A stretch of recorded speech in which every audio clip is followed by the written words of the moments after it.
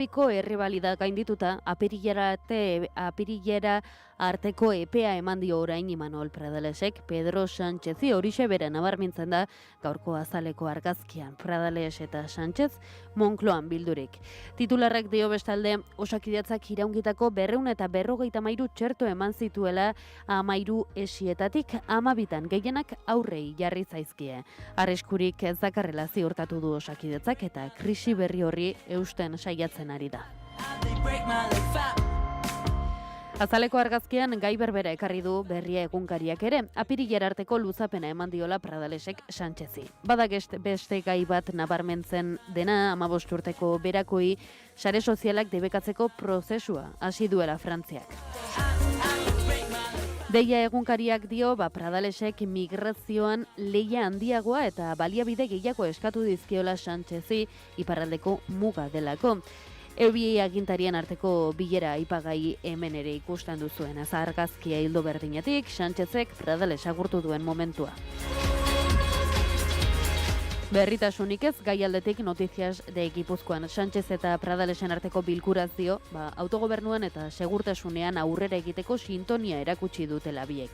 Eta titularrak beste aipagai bat dakar. Erregularizazioak estaldura legala emango diela Gipuzkoan paperik gabeko 5.000 etorkin ingururi. Noticias taldeak Nafarroan duen edizioan, Diario de Noticiasek dio, UPNen Partidu Popularrekin, Voxekin eta Iuntzekin bat egin duela pentsioen igoera bertan bera uzteko. Argazkian ikus daitekenez, Maria Txibite presidentea eta Inma Jurio kontseilaria agertzen dira sexu indarkeriaren biktima diren adingabentzako zentro berrian. Diario de Navarran titularrak zera dio, erregularizazioak 10.000 etorkin ingururi egingo diela mesede Nafarroan, eta argazkian Antxon Alonso Servinabar enpresaren jabea, ikerketa batzordean ez du argitu zein paper izan zuen belateko tuneletan.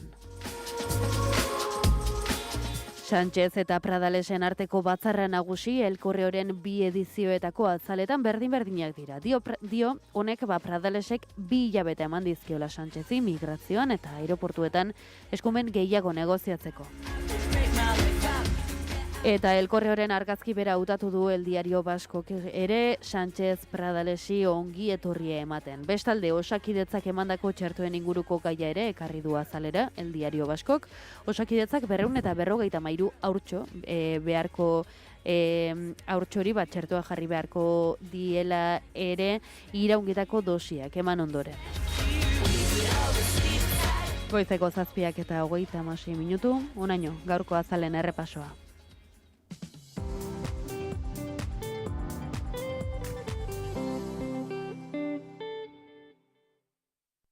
Informazioaren aria, naiz irratian. Den hartu zuen ezin gelditu, ezin utzi den krimena. Den hartu zuen nire ezean, nire azkena zer gara.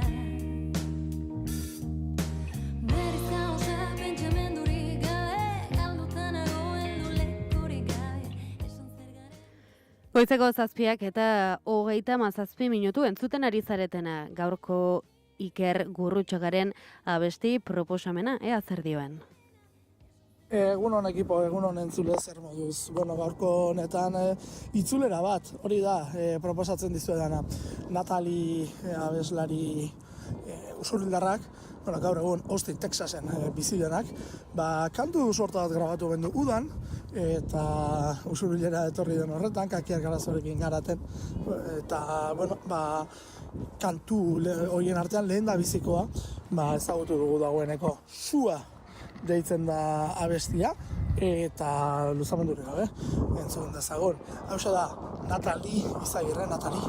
Berriz ere, kontuz, hau ez dudala esan, Natali bezala aurkezten duena, bere burua momentu batez neonataldera pasaziren, modernizatu zuten, gero estatu batutara joan zen, erroetara itzuli da usurbildarraztea. Hau da, bere kantua, esan da bezala, sua.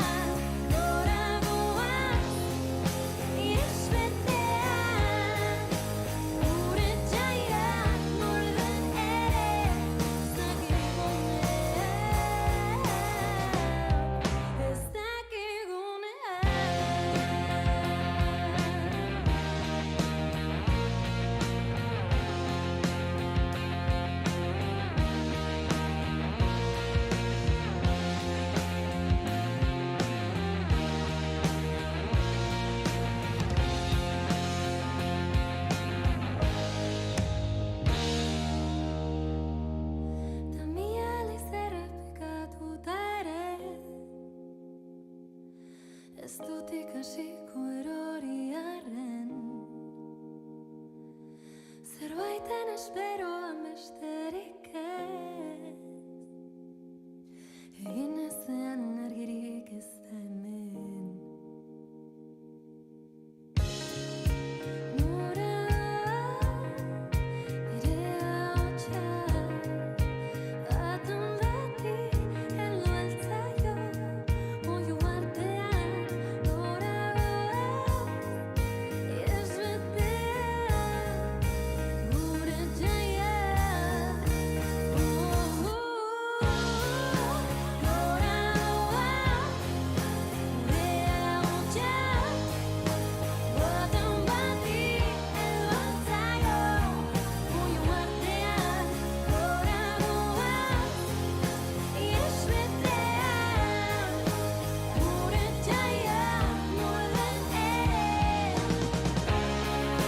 Nora goaz, gure ahotsa, baten beti heldu altzaio, oihu artean, nora goaz, ihes betean, gure jaia molden ere.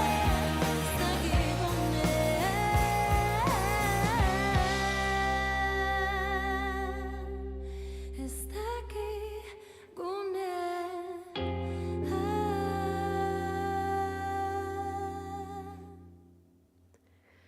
Hauxe ba, Iker Gurrutxaga lankideak gaurkoan utzi diguna. Gustatuko zaitzuelakoan, Iker ez dugu gaur gurekin, Egoibelategi, bai baina, egunon, Egunon, gaur bikoa edo zer? gaur bikoa, bai. Bai, uste nuen iraia izango zela ere bai, baina ez gaur podcast eguna du. Hori da. Nik ere ontser da jakin dut, baina bueno.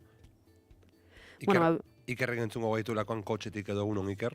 Ez da batuko, baina bueno. Zer Bueno, Salva? akaso, ongi, bai, nekatuta, daukate sentsazioa astelenak bider bi kontatu zidela neke aldetik. Bai, ez du baina, bueno, merezi izan zuen ez, bintza. Bai, oso gustora egon nintzen, bai. Bai, egia esan, atzo aipatzen nion oinatzi horrelakoak egitea noizean behin, guai dago, Bai. beti izaten gara ez, albistegian rutinan sartuta tutu, eta apur bat, kalera irtetzea, bai, ongi izaten da, zu ere zalea zara ez da? Bai, erabat, eta gainera esango nuke, adibidez, kazetari bezala lan egiteak alako testu ingurutan ere, baduela bere alde positibo, bueno, lan egin behar, ez, eta gauza adi egon behar, baina ni ez adibidez baita joaldunekin egon nintzanean, barruraino sartu nintzan, normalean eskatzautela beti, errespetua, tartea, jendea, baina, bueno, kazetariari errespetu pixat gutxiago edukitzen uzen zaio, beraz, bai. Bitu, Salva, bihar aurregatzea dizut ez nizela egongo tertulian, nik ere bihar dudalako horrelako irtera berezi bat edo, banoa Bilbora, nekazariekin traktora daukatelako deituta, kasuetan N eta N-bak deituta. Gaur Gasteizen egongo dira mobilizazioak, baita ere Kastejonen okeraz banago, bihar Bilbon izango naizela, akaso ikusiko gara, pasako naiz erredakziotik ez dakit noiz zehazki, baina enbora bakat goizean pasako naiz kafetxo hartzera. Ba begira, nik nahi zaitut ikusi redakzioko lehiotik traktore baten ganean. Beitu, aurten ez naiz igoko traktorean, akaso iristen udaletxera bai kontua da, dagoeneko hitz egin dudala gure kontaktuekin, dagoeneko lagunak ditualako nekazarien artean, eta aukera eskaini zidaten joateko mungiatik Bilboraino traktorean. Kontua bihar, tarte gutxi daukagula goizean goiz, batez ere guerden ibiliko naiz albistaren atzetikan, eta badakit, baserri bateko gazte bat praktiketan dabilena berak ere nahizuela traktorean joan Bilbora arte eta enion tokiak enduko, ez? Bueno, bai, ondo egin duzu. Ze pena, Egoi. Pasadan urtean izan zenuen aukera, ez da? Duela bi izan zen hori, izan nintzen Bilbon traktoraren gainean eta Donostin nekazarekin batera furgonetan gora eta bera, bihar beraiekin elkartuko naiz traktoretan daudenean irtera orduan, eta ziur asko nire kabuz egoketuko zait Bilboraino joatea, ikusiko dugu, agian San Mamesen hor tartetxorik libratu bada edo baigoko naiz. Berezia da, traktore batean jutegia esan. Bai, inoiz naiz montatu traktore batean, ez? Hori Ba, pentsatzen ari nintzen. egin. egin, ez dakazu lagunik traktoreren batekin edo. Bai, izango dituta kaso. Bai.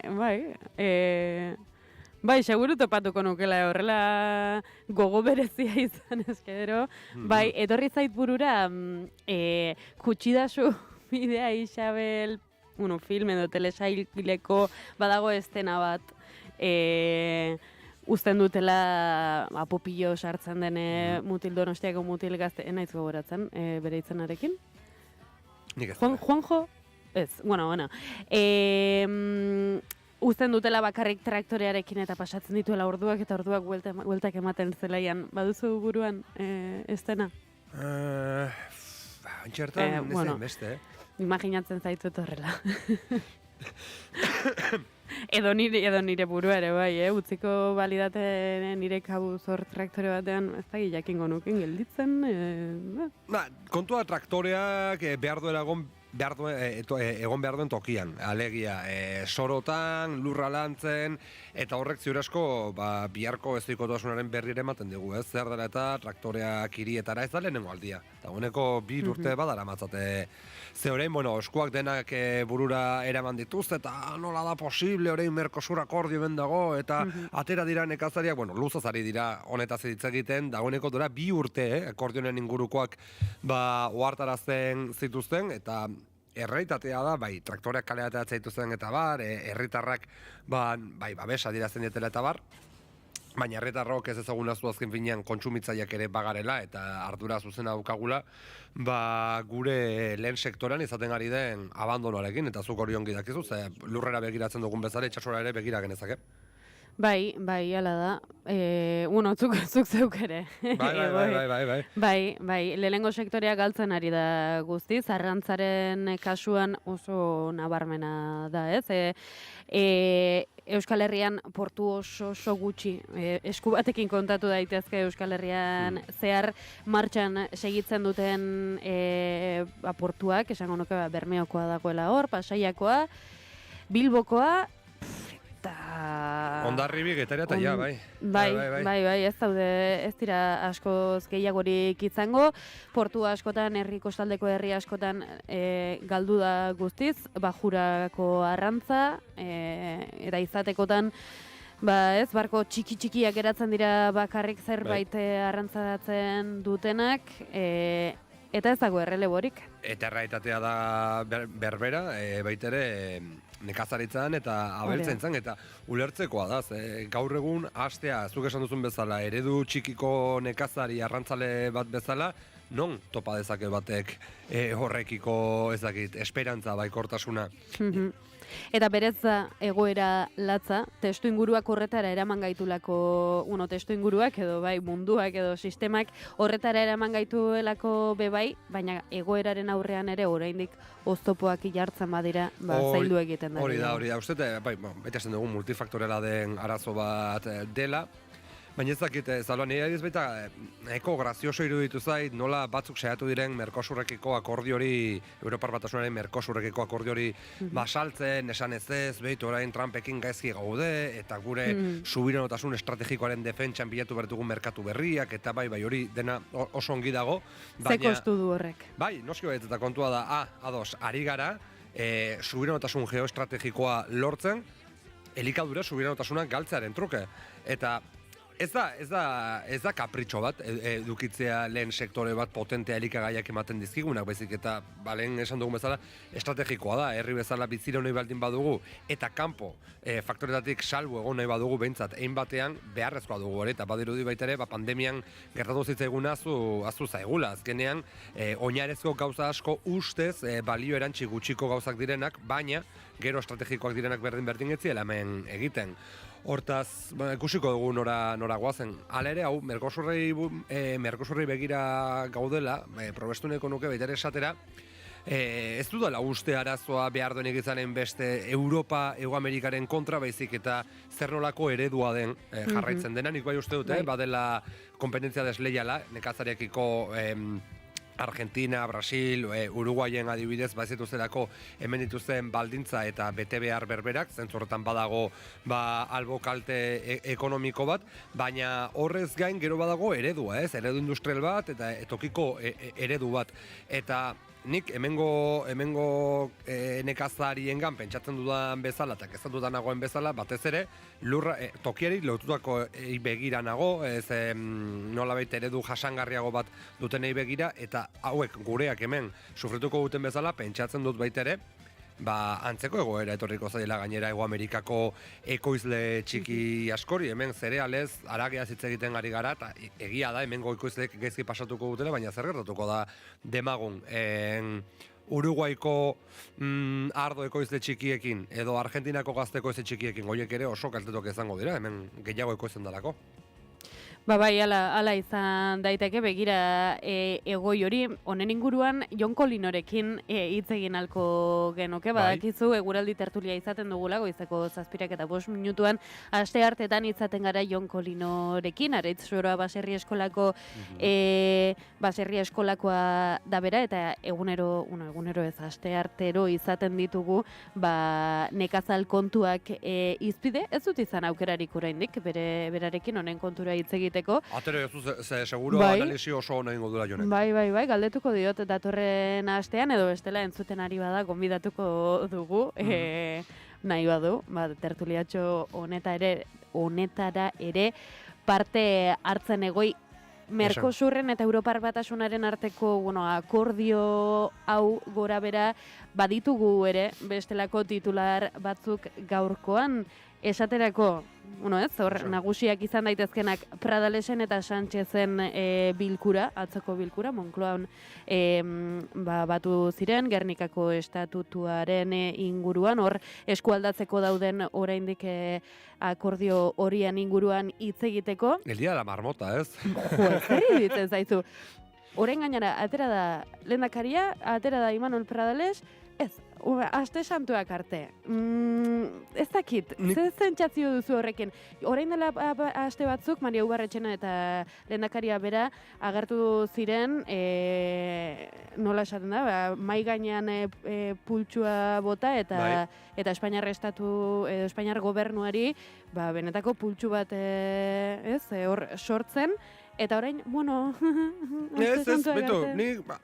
errekonozitu diezai egun lortutakoa. Azken eskuduntzak, eskuduntza horiek lortzeko tartean langabetuen hainbat laguntzei begirakoak, nik uste dut hor lan handia egin zutela, errekonozitu barzaiela ze bada eskuduntza garrantzitsu bat, batzutan sentsazioak baitere, EAJak tarteka eskuduntza bat edo besta ateratzen duenean, batzutan etzaiela ematen akaso merezi duten errekonozimendu, baina hortik aurrera ez dakit, esatea ez, oraindik ere eskumen asko transferitzeke daude, bai duela 40 urte, presionatu behar da, 46 presionatu egin behar da, aurrera egiten jarraitu behar da, baina uste dut baita, une politikoaren testu inguruaz jabetu behar garela. Gaur egun Madrilera joate eta gauzak ateratzea Pedro Sánchezi, erraza izan daiteke konpromisoak ateratzea, gero aurrera aterako duen edo ez beste kontua da, batez kongresutik pasatu behar badu, eta nire sentsazioa da oraindik ere urte bete pasatxo geratzen ziren arren legealdiari etikusiko dugu iristen gote den puntu horretara. Nik uste dut berandu egiari direla Eusko Jaurlaritzan orain presio egiten Espainiako gobernuan esandakoa. Eta gero baita ere, gaur egun Pedro Sánchezei atera zaizkio gauzaekin kontuz, ze erreakzioa baldin bada PP eta Voxen gobernu bat, uste ziurtzat jo dezakegula gauza asko indargabetzen saiatuko direla. Hortaz, ongi ikusten dut eskumenen transferentziak lan egiten jarraitu behar da, oso zaila ikusten dut legealdi honetan gauza gehiago ateratzea ikusiko dugu, aireportuak horra idia eztabaidatzen, baina nire ustez zaloa eskumenak baino eta gaur egungo estatutua betetzea baino 46 urteren ostean nik uste dut badela garaia estatus berri bati begiratzeko eta aurrera begiratzeko Madrilen baimenik gabe. Izan daiteke baina hau analizatzeko denbora tarterik gabe geratu gara egoi. Ipuina dator, alabazan ipuina dator, seguru izango dugula tartea, honen inguruan luze eta zabalitz egiteko. Hemen utziko dugu egoi, egun hona izan. Berdina jo. Tartaro eta gizon txipi.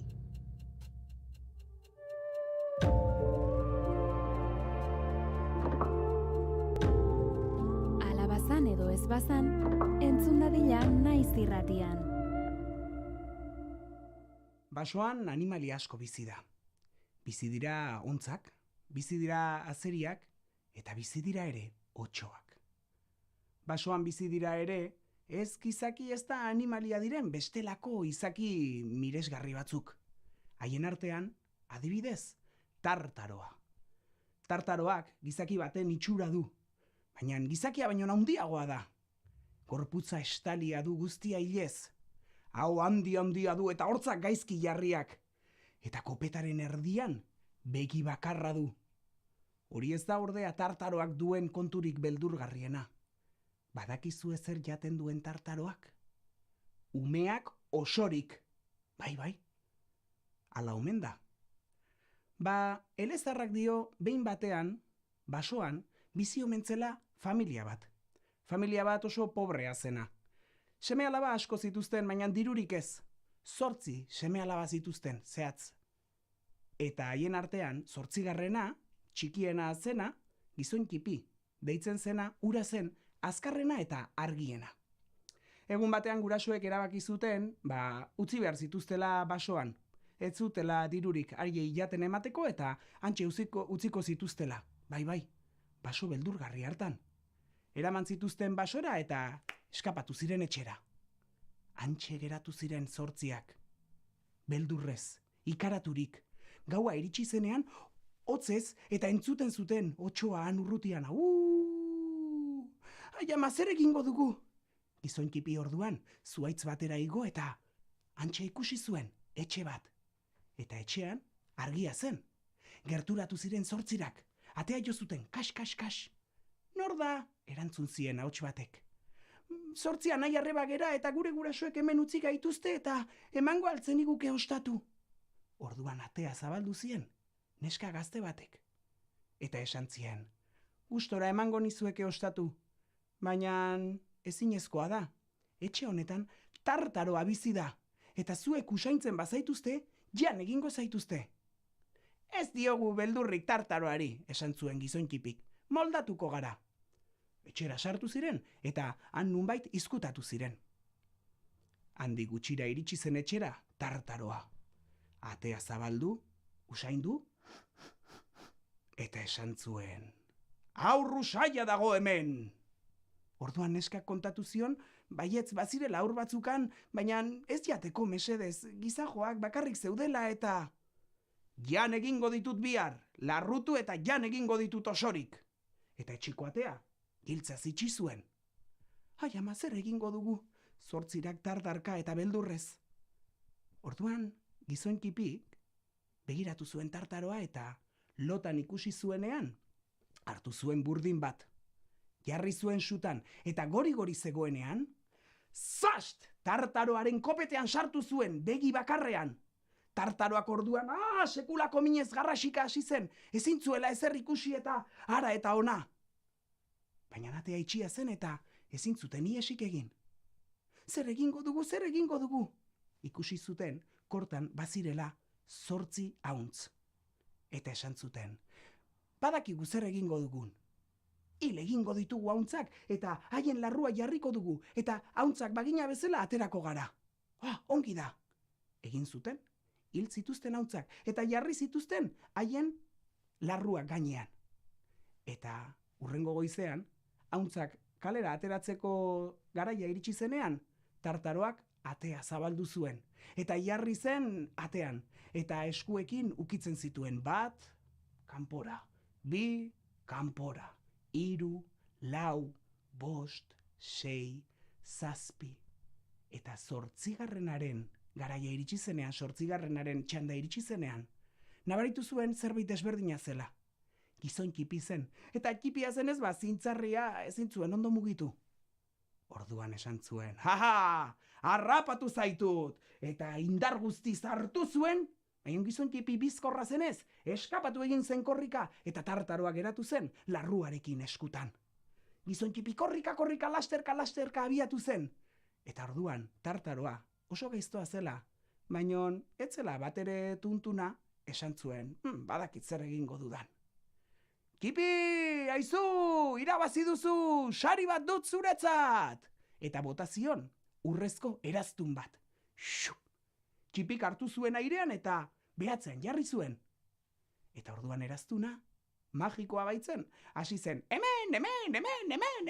Ai ama, nireak egin du, tartaroak orduan, harrapatuko zaitut, joango naiz zuregana, eta joan zen korrika, itxuan, baina belarrikin, bazekien nun zegoen Kipi.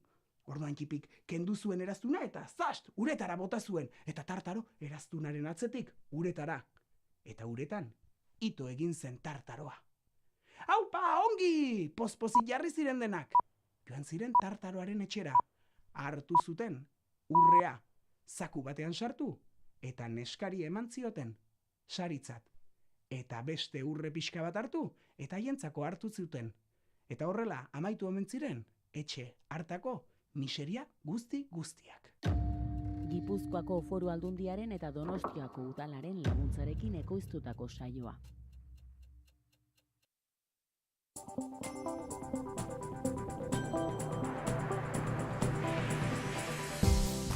Informazioaren aria naiz irratian, Pegi Lekuona. Egunon, goizeko 8 dira, ongi etorri naiz irratira. Osakidetzak iraungitako 253 txerto jarri ditu, jarritako txerto hexabalenteak ez dutela osasunean eraginik jakinarazi du Osasun Sailak. Zaloa Badio, lagunon. Egunon, Pegi eta egunon entzuliok Euskal Autonomia Erkidegoko txertoen aholku kontseiluak txertoaren dosi berri bat ematea gomendatu du gehieneko babesa lortzeko. Ez dute aurreikusten iraungitako txertoa eman izanak kontrako efekturik ekarriko duenik. BH Bildu izan da, albiste iragarri duena, Rebeka Ubera legebiltzarkideak zalantzan jarri du ea Osasun Sailak iraungiak zeuden txertoen berri emango ote zuen. Pregunta es si no hubiésemos preguntado, si no hubiésemos denunciado, lo hubieran comunicado. Pregunto. Gerdikako estatutua 56 urteko atzerapenarekin datorrelarik, Imanol Pradalesek aste santurako 2 bilera lortu ditu. Adostu dugu aste santua baino lehen goi mailako 2 bilera egitea. Lehendakariaren esanetan kuantitatiboki gehiago dira azken 18 hilabetetan betetakoak betegabe gelditu diren konpromezuak baino. Hori bai, jelkidearen ustetan, exekutibo espainolak betetzen ez dituen akordioak Euskaldunen ongizatean funtsezkoak diren arloetan gertatzen dira. Aireportuen kudeak eta lehenetsi dute orain hurrengo eskuduntza gurera ekartzeko.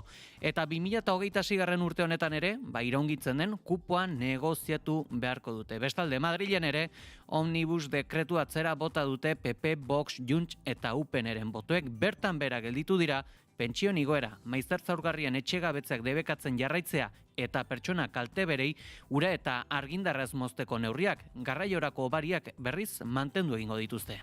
Adibide bat jartzearren urtarrileko pentsioak 2,7ko igoera izango du, baina otsailerako behera egingo du bestelako araurik ez bada onartzen. Dekretua besteak beste EH Bilduk eta EAJak babestu dute, Idoia Sagastizabal jelkideak gogor kritikatu du horren beste gai bateratu izana. Este decreto es parte de un todo, de una partida política que se juega en muchos bandos y en distintos terrenos, que exige responsabilidad y criterio.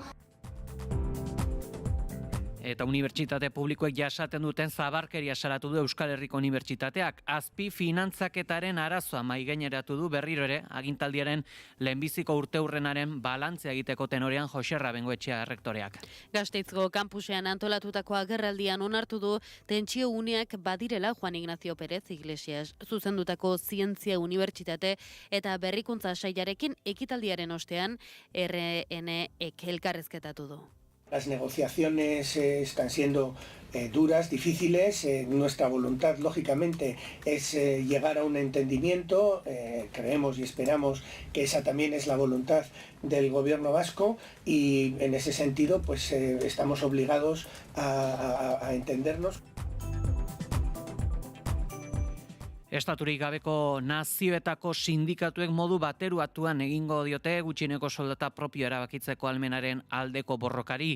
Hego Euskal Herrian martxoaren 17an greba deitua dago, jakin badakizue guztiek, eta patronalek eta erakundek aldarrikapen honi bideak itxi dizkiotelako, horixe, bera, aldarrikatuko dute. Mitxel Akuntza, ELA sindikatua. Horregatik neurri zehatz bat planteatzea goaz. Neurri zehatz bat zertarako gutxieneko soldataren deszentralizazioa lortzeko. Madrilen onartzea ordez, lurralde ezberdinetan erabakitzeko. Eta Euskal Herriko nekazariek kaleak hartuko dituzte, asteazken honetan Mercosurren eta Europar Batasunaren akordia salatzeko. UAJA eta TAKA sindikatuek deituta traktora da eta manifestazioak burutuko dituzte gaurtiko ostiralera bitarte eta ostegunean bertan Bilbon traktorek zutabe ezberdinetan helduta Bilboko kaleak hartuko dituzte. San Mamesetik udaletxeraino heltzeko unzalu salterainene Carlos Ibarrondo enbako kideak. Gure ustetan errotik aldatu behar da munduko merkataritzan elikadurak duen tratamendua. Inondik inora ezin dela akorde hori martxan jarri. Alderdi politikoei deixa, gure etxien badau lana, baina ona gatoz, zeu izaten zuzenien, ez? Eta guztiz bestelako kontuetan Elkar argitaletxeak ertzainak rock taldearen errepertorioa hainbat plataforma digitaletan baimenik gabe ustietu zuela ebatzi du Donostiako merkataritza auzitegi batek. Zehazki, orain, 21.000 euroko diru laguntza ez, kalte ordainak ordaindu beharko dizkiote zehazki. Eguraldia eta trafikoa naiz irratian. Errepidetan bada nabarmentzeko jazoerarik, Salva? Ez dago aparteko arazorik Euskal Herriko errepidetan pegi. Eguraldiaren nondik norako guztiak, Iker Ibarruzeak. Asteazken honetan eta beste egun batez jarraian eguraldiak nahasitik jarraituko du. Goizean goiz ostarte batzuk izango badire ere, goizean zehar erdi eta goi mailako hodeiek zerua estaliko dute. Gainera, goizean zehar barnealdetik barna hodei trinkoak sartzen joango dira, eta eguerdi alderako fronteska baten eraginez euritara joko du. Zaparradak gehiemat, Araba eta Nafarroa erdi eta hegoan emango dira, Kantauriar isuri aldera euri gutxi pasatuko da. Arratsaldean behin frontea pasa ostean, giroa lasaitu egingo da, naiz eta ez den baztertu behar hemenka zaparradatxoren babotatzea. Halare azken orduetan ostarteak zabalduko dira. Haizeak goizean hego ekialdetik joko du, arratsaldean hego mendebaldera egingo du, eta ordurik gehienetan harro joko du bolada zakar batzuekin. Temperatura minimoak eta maksimoak nabarmen bera egingo dute, minimoak 2-0petik eta 8 gradu bitartean arrendituko dira, maksimoak Kantauriar isurialdean 8 eta 12 gradu bitartean, eta hego isurialdean 4 eta 7 gradu bitartean, temperatura freskoenak Araba eta Nafarroa erdialdean neurtuko dira, eta altuanak kostaldean, eta goizean eta eguerdi partean botatzen duen hori 800 edo 1000 metroren bueltatik gora elurretan izango da, baina arratsaldean gora egin eta 1300 metrotan kokatuko da elur maila. Joarra Izpurua teknikan, urtarrilak 28 asteazkena da. Informazioaren aria.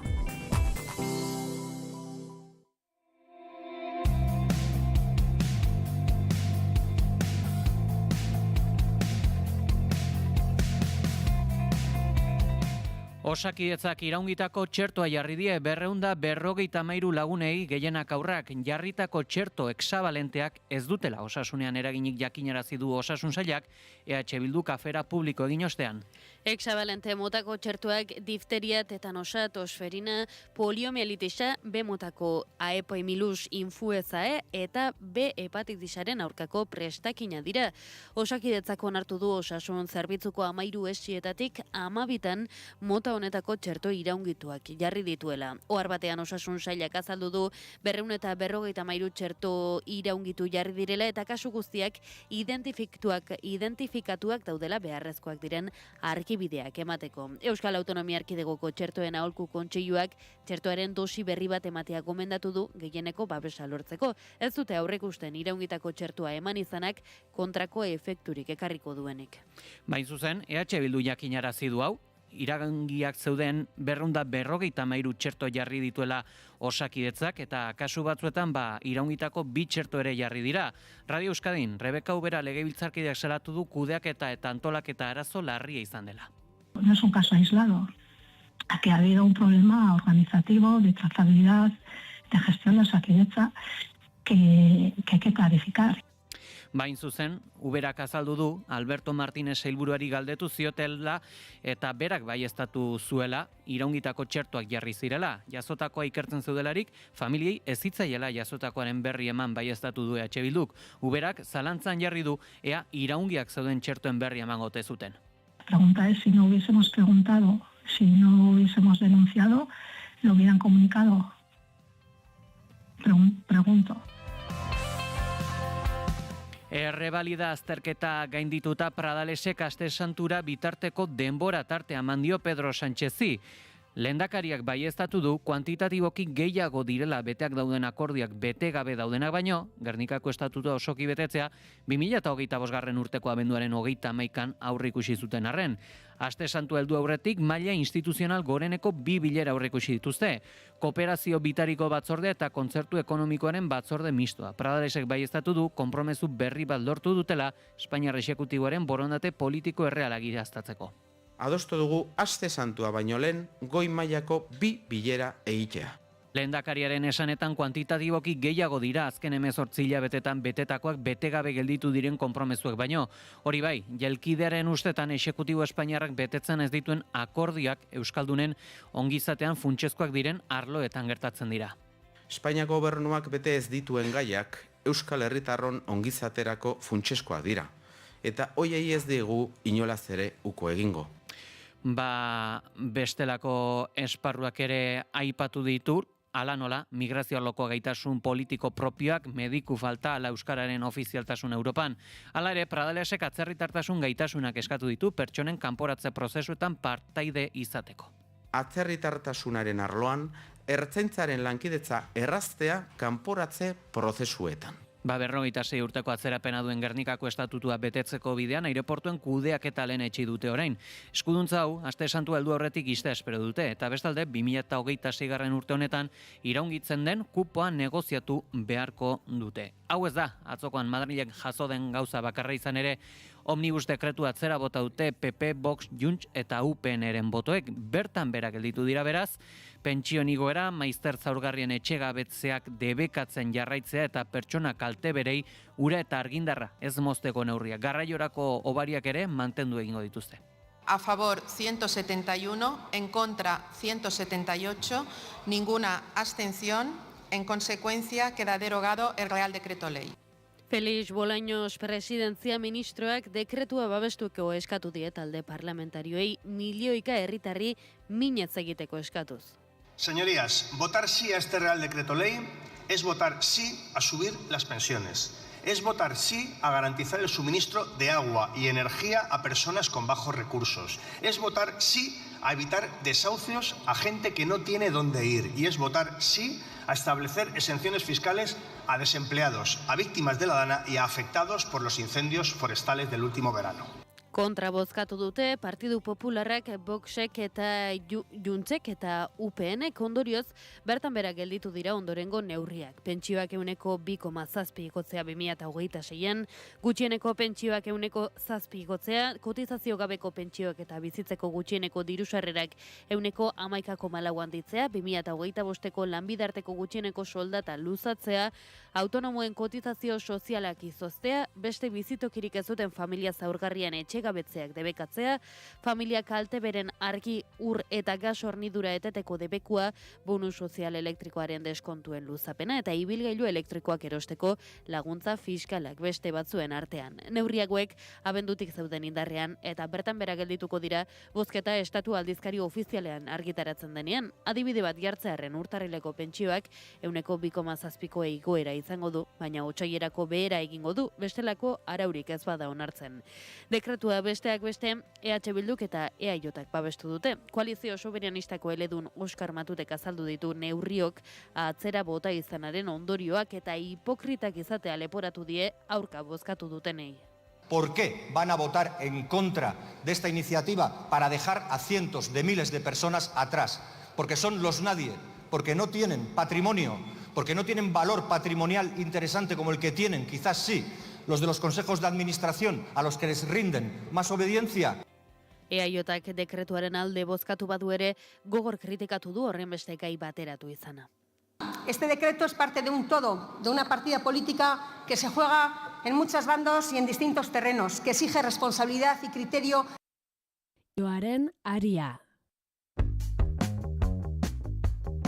Goizeko 8 eta 13 bestelako kontetan esango dugu klimaren aldeko ekintzaile eta ikertzaile talde batek bultzatuta Stop Fosila kolektibo aurkeztu dute helburu argi batekin, trantsizio energetiko justu eta azkar baten alde lan egitea. Euskal Herriko ekonomian desfosilizatzeko premia nabarmendu dute, egungo petronazio izaera atzean utziz eta energia kontsumoa murriztearen eta energia berriztagarriak edatzearen alde eginez. Asteazkean honetan urtarrilak 28 lurraren berotzearen aurkako ekintzaren nazioarteko eguna da. Eta honen bezperan aurkeztu dute Stop Fosilak kolektiboa, oraindik ere, erregai fosilen erabileran oinarritzen den gizarte eredu batetik energia berriztagarrian guztieketan oinarritzen den beste batera igarotzeko modu azkar eta justu batean. Gorka Laurnaga kolektiboko ekintzailea ahotsa.infok jasotako adierazpenetan.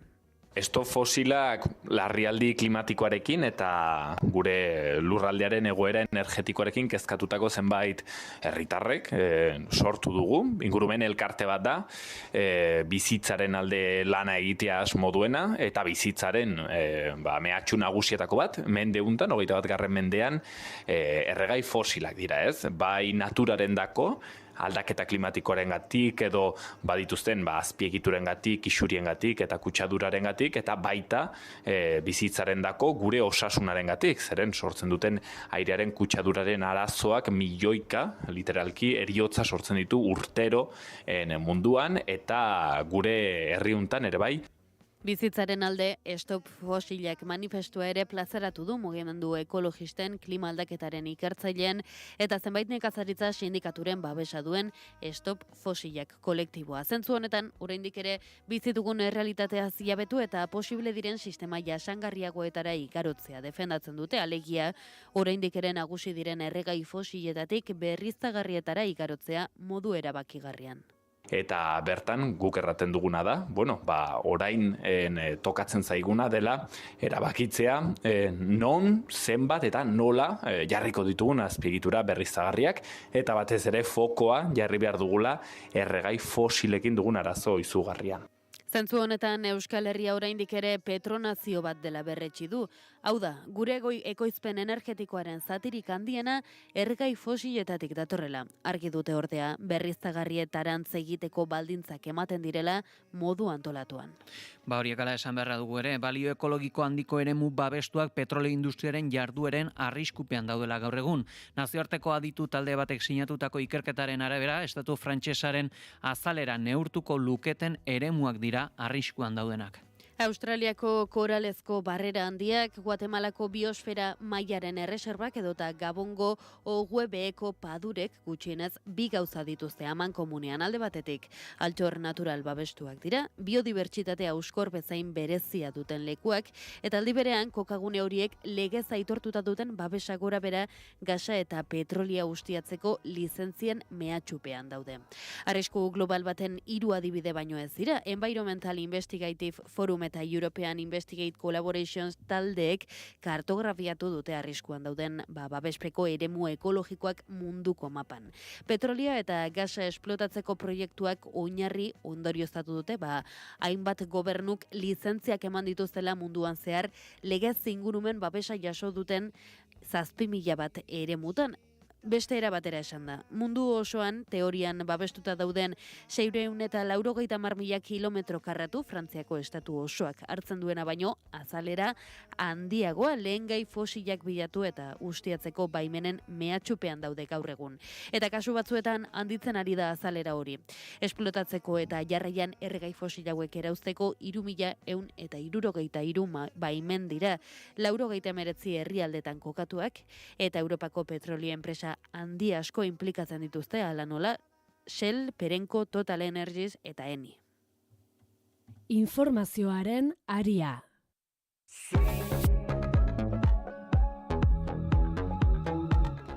Heldu zaigu goiz honetan ere nazioartera begira jartzeko tenorea izan ere Indiak eta Europar Batasunak historikotzat jo duten akordio komertziala itxi dute munduko bigarren eta laugarren ekonomia batuko dituzte aurrekaririk gabeko 2.000 milioi kontsumitzaileko merkatu batean 18 urteko negoziaketen ostean. Egoitbelategi, egunon. Egunon, Pei, egunon entzule guztiak. Akordio guztietan garrantzitsuena lortu dutela adierazi du nork eta Ursula von der Leyen Europako batzordeko presidenteak bi aldek baliatuko dutena. Hasiera baino ez dela gaineratu du eta bien arteko harreman estrategikoa indartzen jarraituko dutela. The time is right for renewal, for fresh momentum, and for opening a new chapter in EU-India friendship. Minutu batzuk lehenago, Narendra Modi Indiako lehen ministroak baieztatuta zuen bi aldeek akordia lortu zutela astelenean negoziazioak amaituta. कल ही भारत और European union के बीच एक बहुत बड़ा एग्रीमेंट हुआ. Europar Batasunak Indiarako esportazioak bikoizte espero du merkataritza libreko itun berria indarrean egotearekin batera. Ez ditu merkatuak erabat irekiko, baina Europako esportatzaileek orain arte zituzten muga zergak nabarmen murriztuko ditu ardoa bezalako sektoretan. Eta aipatu beharra dugu, baita ere Ameriketako Estatu Batuetako mugako poliziek gizonezko bat tirokatu dute eta larri zauritu utzi Arizonan. Minneapolisen Alex Pretiren erailketaren osteko haserrealdia baretzeko helburuz ere Donald Trumpek hiri honetako aizen buruzagia Greg Bobino hiritik erretiratu eta biharamunean emanda tiroketa hau. Eta hala Estatu Batuetako presidenteak atzo ziurtatu zuen Alex Pretiren heriotzari buruzko ikerketa handi bat gainbegiratuko duela pertsonalki, aurretik aizek egindako lanari erabateko babesa ematen zion arren. Plan horren barruan Trumpek migrazio politiketan bere gertuko den Tom Homan bidali du Greg Bobino polemikoa ordezkatzera. Sarekaden aurrean protesta egiten ari ziren bi herritar erail dituzte gutxien ez azken asteetan Greg Bobinoren agintepean. Trump berriz Alex Preti eta Rene Good etxeko terroristak deitzetik hauen eriotzengatik samina sentitu duela esatera pasada. Both of them were terrible. The other was terrible too. And I'm not sure about his parents, but I know her parents were big Trump fans. Makes me feel bad anyway, but I mean, I guess you could say even worse. They were Are gehiago, azken orduetan Trumpek berak azaldu du Fox Newsen Rene Gooden hilketak ostera are eta pen handiago eman diola jakinduelako bere gurasoak bere jarraitzaileak zirela. Eta Israelgo armadak beste lau palestinar hil dituen egunean Benjamin Netanyahu lehen ministroak aurreratu du bere armada kontrol militarra egiten jarraituko duela Jordan, ibaitik itsasoraino Gaza barne, bake planeko bigarren euren erretiratzea aurreikusten duten arren. Bai, bere tropek Gazako zerrendan jarraituko dutela ziurtatzearekin batera, Netanyahuk iragarri du Israelek ez dituela Turkiako eta Katarreko tropak baimenduko bake planak edo bake planek begiratuko duen nazioarteko misioan. אני שומע שאני אאפשר הקמת מדינה פלסטינית בעזה. זה לא קרה וזה לא יקרה. Eta Israelek onartu zuen bake plan berak etorkizunean Palestinako estatu burujabe baten egitura sortzeko aukera jasotzen duen arren, argia izan da, lehen ministro ultra-sionista, Israelgo gobernuak ez du Palestinar estatu baten sorrera onartuko, ez gaur, ez inoiz. Armada sionistak sueten ez betetzeko asmori berretsi du berehala, gutxienez beste lau Palestinar hil dituztelako azken orduetan Gaza hiriko Altufah auzotik gertu izandako eraso batean, azken egunetan bertan ugaritu egin dira bombardaketak. Entzun ongi dagoeneko 486 pertsona hil eta 1341 zauritu direlako Israelen su etenaren urraketen ondorioz pegi. Guztia bakin edituko era. Eskerrik asko behi. Gero arte.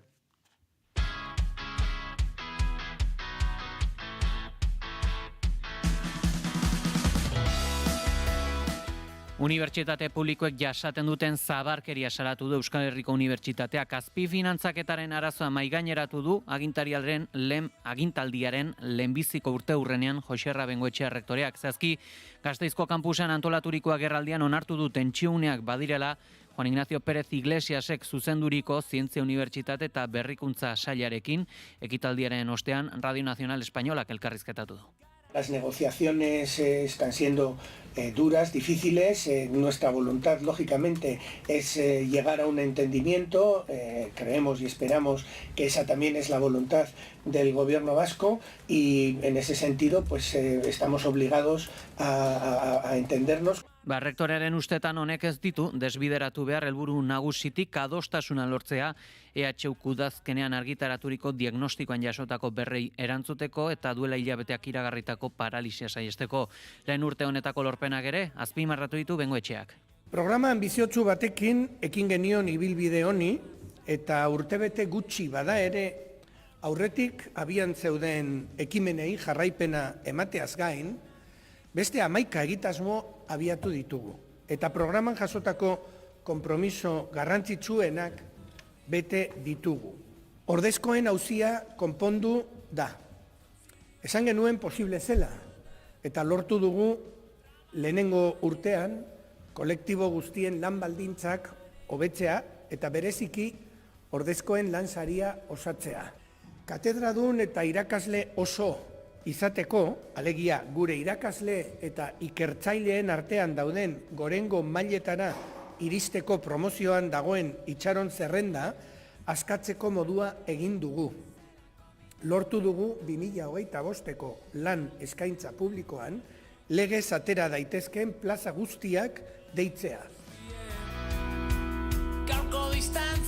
95 milioi euro bideratuko ditu berriz Lakuako gobernuak 2026an alokairuak ordaintzeko laguntzatara.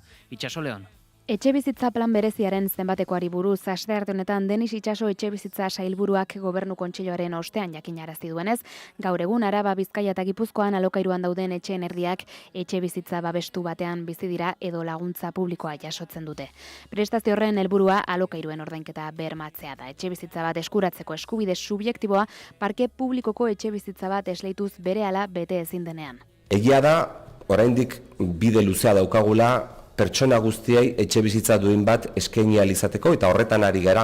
Eta jakin badakigu, erein ditugun hainbat neurrik denbora eskatuko dutela etxe bizitza planta berri hori benetan ikusi ahal izateko. Baina bitartean babesa ematen ari gara, merkatu librean, alokairuan eskatzen diren prezioak ordaindu ezin dezaketen guzti horiei.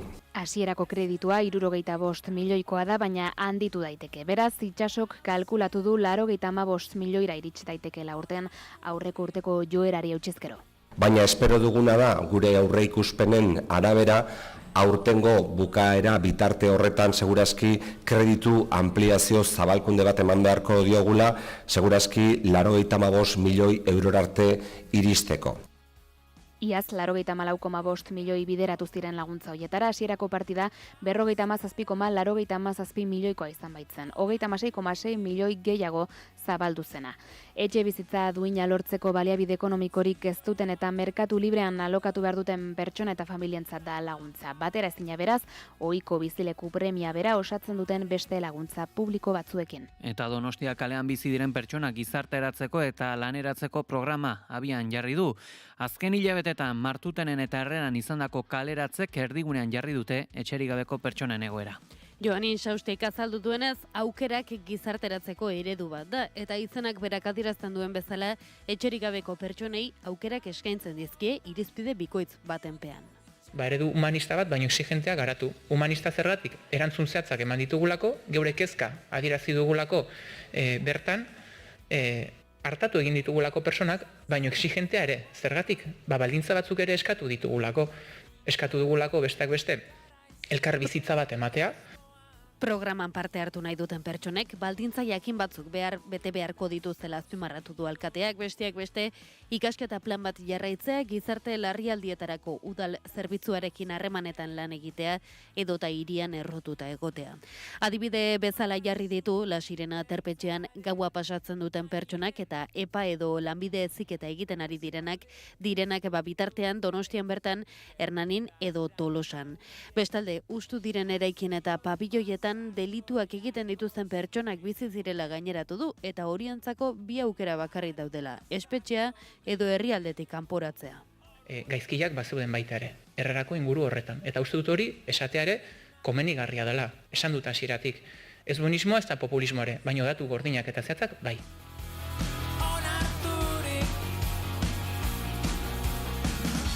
Bizkaiko Foru Aldundia gutxieneko 2 urteko atzerapena iragarri du Errekaldeko saihesbidean 2034 urtera bitarte konplexatasun teknikoak direla eta.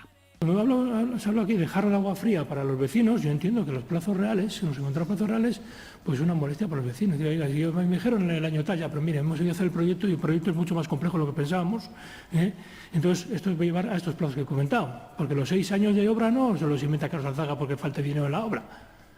Salen del análisis cuantificado de las unidades de obra que hay que hacer, de los rendimientos de las obras y cómo se va a hacer la obra. Esos 6 años salen de ahí. Si alguien dijo antes otra cifra, sería porque no tenía todos los datos que tenía que tener. Imanol Pradales azpiegituretako eta lurralde garapenerako foru diputatua zela Errekaldeko saihesbidearen eraikuntza proiektuaren idazketa esleitu eta 2 urtera obrak 2032rako bukatuko zirela aurreikusi zuten. Orain, Carlos Artzaga karguaren oinordekoak Bizkaiko batzar nagusietan azaldu du proiektuaren konplexutasun teknikoak direla eta hasiera batean 18 autobideren bidez zubia eraiste albidetuko duen trazadura berria gutxinez 2 urte atzeratuko dela aipatzen genuen moduan, 2034 urtera bitarte.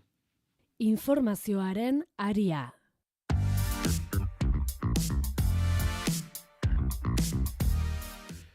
Aipatuko ditugu bestelako kontuak, izan ere auzia Espainiako estatuko instantzia judizial guztietan artxibatu estean, Igari Bidankoze eta Ronkariko lan bortxazko lanak egitera beharturiko frankismoko presuen familiek Nazio Batuen erakundeko giza eskubiden batzordera jo dute babes bila gizateriaren aurkako krimenengatik.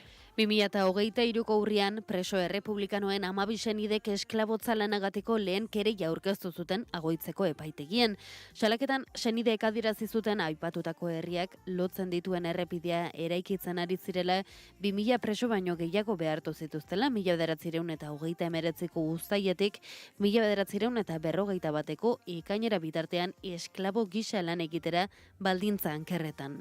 Hala ere Agoitzeko epaitegiak kereila ezetsi zuen krimenak preskribatuta zeudela iritzitan, naiz eta nazioarteko zuzenbideak ezartzen duen delitu horiek preskribaezinak eta amnistiagarriak ez zirela.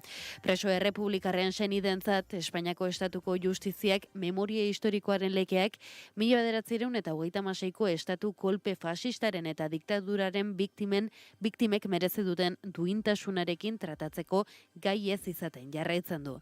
Espainiako estatuaren justiziaren gaitzespenaren aurrean Igari Bidankoze eta Erronkariko kontzentrazio guneko presoen senideek elegitea aurkeztu dute eta babesa eskatu diote Nazio Batuen erakundeko giza eskubideen batzordeari. Eta emagin elkarteak barkatu, torturaren erreparaziorako jardunaldia antolatu du helduen otsailaren 7an Donostian, Intxaurrondoko kulturretxean, zehazki tortura feminismotik erreparatu izango da ildo nagusia.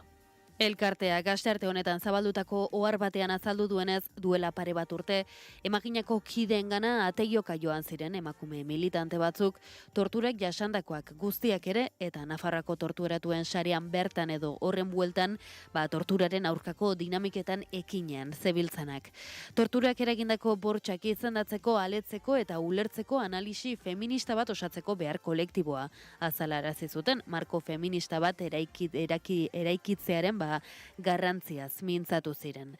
Adirazi zutenez, ez zuten testigantza bilduma bat osatzeko premiarik sentitzen, bestelako behar batek eramaten zituen emaginakin biltzera.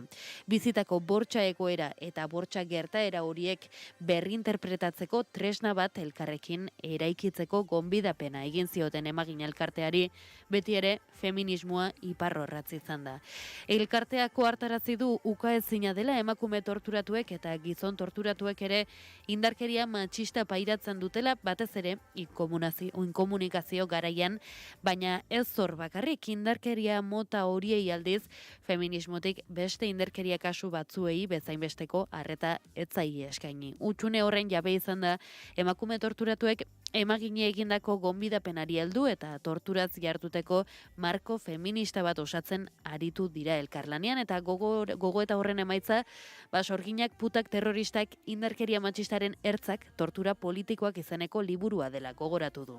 Liburuak pentsatzeko eta jarduteko marko bat ezartzen badu ere, prozesu honen baitan ezinbestekoa iruditu zaie torturatuen erreparazioan ekarpena egitea, eta horretarako antolatu dute hain zuzen ere ere, otsailaren 7ko jardunaldia izan ere, feminista gisa indarkeria matxista pairatu dituzten emakume guztien erreparazioa nahi dute, emagineko kidek, baita torturak jasan dituztenena ere. Eta Nafarroko lehenbiziko Barnahaus edo sexu abusuen biktima diren adingabentzako arreta integralerako zentroa otsailean ala martxoan hasiko da lanean, agintarien bisita baten testinguruan jakitera eman dutenez, biktimei erantzun bateratu eta espezializatua emate izango du helburu alderdi gizatiarretatik hobeto hartatzeko.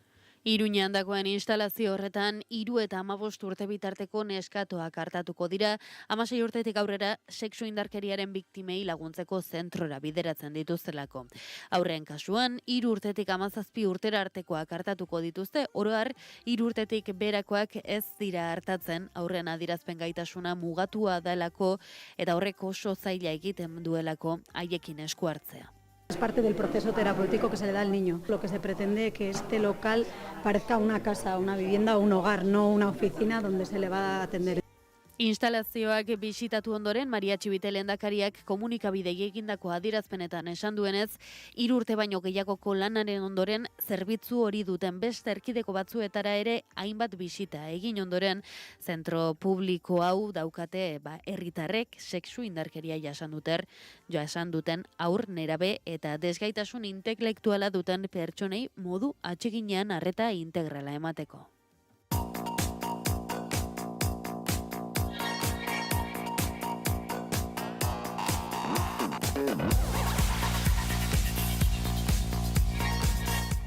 Goizeko 9:25 gutxi kontu ekonomikoak aipatu beharra dauzkagu, ondorengo minutuetan izan ere estaturik gabeko nazioetako sindikatuek modu bateratuan ekingo diote gutxineko soldata propioa erabakitzeko ahalmenaren aldeko borrokari. Hego Euskal Herrian martxoaren 17an greba deitua dago, patronalek eta erakundek aldarrikapen honi bideak itxi dizkiotelako. Gauzak horrela, Euskal Herriko Ela, Lab, Esteila, Siru eta Etxalde, Galizako GIG eta herrialde katalanetako intersindikal, katalana intersindikal, valenciana intersindikal, alternativa de Catalunya eta Estei Balears sindikatuek manifestu bateratua sinatu dute eta aldarrikapen honen aldeko jarduera bateratua bultzatuko dute. Honen lehenbiziko helburua Kongresu Espainolak langileen estatutuaren 27. artikulua aldatze izango da. Egungo artikulua gutxieneko soldata finkatzea gobernu espainolari dagokiola azaltzen du, sindikatu hauek ezarri nahi duten aldaketa lortzen bada, eskumen hau elkargo autonomikoetara igaroko litzateke. Eta hildonetan, Lab sindikatuko Garbine Aranburuk azaldu du, otsaileko lehen 15aldian Kongresuan ordezkatuak dauden alderdiekin bilduko direla, artikuluaren aldaketa beharrezkoa dela azaltzeko. Ondorioz, Labeko kideak azaldu duenez, arrakala sistemiko desberdinak handitzen dira egun, neurri honen bitartez, sortzen den aberastasuna, ez dalako banatzen, prekarizazio handitzen da, eta milaka langilek oinarrizko baldintzak ez dituzte bermaturik. Horixe bera, esan du, Garbine Aranburuk, eta hildo beretik, Ela sindikatuko Mitxel Akuntzak azaldu du, eredu zentralista espainolak prekaritatearen uniformizazioa bilatzen duela. Horregatik, neurri zehatz bat planteatzea goaz. Neurri zehatz bat zertarako gutxieneko soldataren dezentralizazioa lortzeko. Madrilen onartzea ordez, lurralde ezberdinetan erabakitzeko. 27. artikulu aldatzeko aukerak daudela azpimarratu du, Elako buruak honekin batera, Europako Batasuneko direktiba batek norabide honetan murgiltzeko beharra ezartzen duela ekarri du gogora. Aipatuko dugu baita ere, bizitxaropenak gorantz egin duela, Araba, Bizkaia eta Gipuzkoan, baina osasun onaren pertzepzioak berantz egin du Eustaten arabera. Araba, Gipuzko eta Bizkaiko gizonek 81,7 urteko bizi itxaropena dute eta emakumek 87 urtekoa Eustaten 2024ko datuen arabera. Balio horiek Europar Batasuneko batez bestekoaren gainetik daude 2,5 urteko aldearekin gizonen kasuan eta 2,6 urtekoarekin emakumeen kasuan. Gizonen bizi itxaropenak gora egin du eta bien arteko tartea txikitu egin da. Emakumeak gizonak baino 5,8 urte gehiago bizitzen ziren 2019an eta 5,3 urte gehiago 2024an. Eta esango dugu baita ere, Hego Euskal Herrian langabeziaren datuetan gora berak izan ditugula. Espainiar Lan Ministerioaren biztanleria aktiboaren inkestak jasotako datuen arabera, 110.100 langaberekin bukatu zen urtea Euskal Herrian, hau da duela 12 hilabete baino 200 gehiago. Igoera txiki hori Nafarroak emandako zifrei zor zaio 2025 28.100 langaberekin itxi baitzuen, hau da aurreko urtean baino 24,3% gehiago eta 319.300 landunekin. Bien bitartean Euskal Autonomia Erkidegoak 1.900.500 pertsona okupatu izan ditu 2025ko azken hiruhilekoan. Hau da 2024ko aldi berean baino 28.700 gehiago eta langabeen kopurua 91.800 pertsonatan kokatu da duela urtebete baino 5.400 gutxiago. Euskal Herriko nekazariek kaleak hartuko dituzte gaur bertan Mercosurren eta Europar Batasunaren akordioa salatzeko. UAGA eta Ataka sindikatuek deituta traktora da eta manifestazioak burutuko dituzte asteazken honetatik ostiralera bitartean lehenengoa Gasteizko Buesa arenatik abiatuko da eta Lakuan amaitu tankerako beste mobilizazio batako deituta ostegunerako ere. Bestalde Nafarroan Castejonen Enek eta UAGNak antolatuta errepidea moztuko dute 10:00 ordu bietara ostegun arratsaldean berriro aterako dira ere. Eta ostegunean bertan Bilbon traktorek zutabe ezberdinetan helduta Bilboko kaleak hartuko dituzte San Mamesetik udaletxeraino heltzeko. Unzalu Salterain, N Bizkaiko kidea eta Carlos Ibarrondo Enbako kidea. Gure ustetan, errotik aldatu behar da munduko merkataritzan elikadurak duen tratamendua. Inondik inora ezin dela akordio hori martxan jarri, eta beste edozer gauza izango litzakela eskandalu demokratiko bat. Alderdi politikoei deixa, gure etxien badau lana, baina ona gatoz, zeu izaten zuzenien, ez?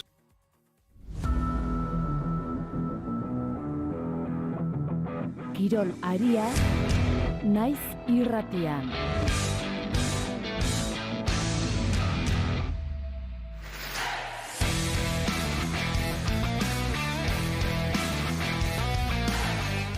Eta Atletikek txapeldunen ligan jarraitze izango du jokoan asteazken honetan, bajaz Josita egin beharko dio aurre Sporting Portugali San Mamesen, 9 baja izango ditu zazki asteazken honetan zurigorriek 7 lesioengatik eta 2 zigorrengatik, min hartuak daude besteak beste, Iñaki eta Nico Williams anaiak, Dani Bibian eta Imerik Laporte eta ez dira agerraldian izango. Ez da Mikel Jauregizar ere, berak txartelak pilatuak dauzkalako. Atxekabea, baina ez da inundik ageri jokalarien artean, Inigo Lekue. El partido de mañana, pues una ilusión. Creo que hemos llegado a lo que queríamos, a jugarnos la última bala en casa, dependiendo prácticamente de nosotros mismos, con nuestra gente. Y pues bueno, después de esta fase liga que acaba mañana para nosotros, yo creo que, como te digo, lo afrontamos con la ilusión de poder vivir una noche mágica y de poder pasar.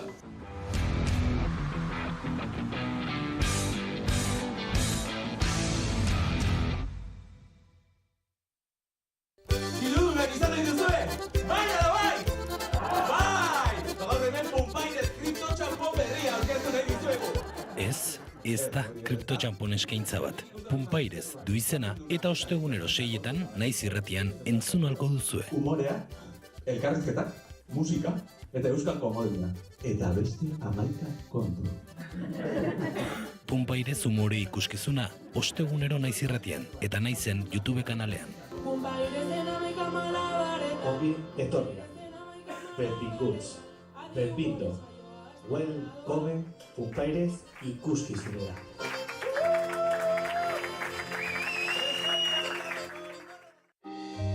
Arriaga Antzokian, Euskal Antzerkigintzaren estreinaldi berria. Tartean teatroaren Kandida. Patxo Telleriak idatzitako tragikomediak Miren Gaztainaga, Nerea Mazo eta Mikel Martínez ditu protagonista. Estreinaldia otsailaren 3 eta 4 Arriaga Antzokian. Ez galdu aukera. Sarrerak salgai Antzokiko lehiatilan, zein webgunean. Zure sukaldea praktikoagoa eta funtzionalagoa izatea nahi duzu? Anima zaitez orain aldatzera Alkaingo Profesional taldearen eskutik. Aholkularitza emango baitizute eta dena antolatuko baitute diseinutik instalaziora. Alkain Hondarribia eta Alkain Astigarraga. Azken joerak eta konponbideak zure sukalde berriarekin asma dezazun. Bai, Alkainen! Pase bikaina sartu. Bakarri doa gurutzeta, bakarri gea zer egiten errematea.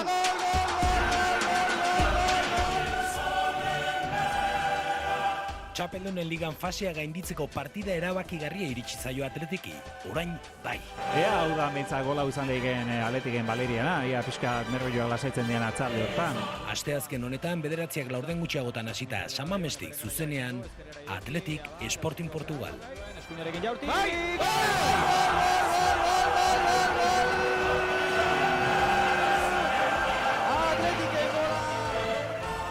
Lehoiak txapeldunen ligan. Naiz irratia.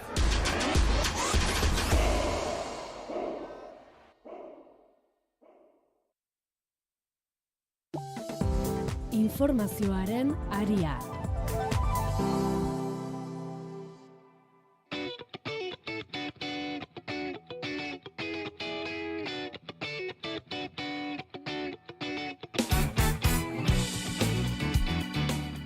Iaia, goizeko 9:04 gutxi direla aldu zaigu analisi mailaren tenorea eta gaurko honetan, aktualitatearen azterketa egiteko gurekin dauzkagu Ainhoa Etxaide eta Joseba Pramatx, egunon? Egunon. Kaixo, egunon. Zer modu zaudete? Egun azten. Nik ondo gaur leku aldatuta, gaur Bilbotik. Bai, gaur bakarrik anutzi diazu, Joseba? Hori da. Bueno, baipatu beharra dugu, gaurkotasun bete-betean murgilduta, errebalida azterketa gaindituta Pradalesek aste santua bitarteko denbora tartea eman diola Pedro Sánchezi, lehendakariak baieztatu du kuantitatiboki gehiago direla beteak dauden akordioak betegabe daudenak baino, Gernikako estatutua osoki betetzea 2025 urteko abenduaren 31 aurreikusi zuten arren. Aste santua heldu aurretik maila instituzional goreneko 2 bilera aurreikusi dituzte. Kooperazio bitariko batzordea eta kontzertu ekonomikoaren batzorde mistoa. Pradalesek baieztatu du konpromezu berri bat lortu dutela Espainiar esekutiboaren borondate politiko erreala egiaztatzeko. Adostu dugu aste santua baino lehen goi mailako 2 bilera egitea.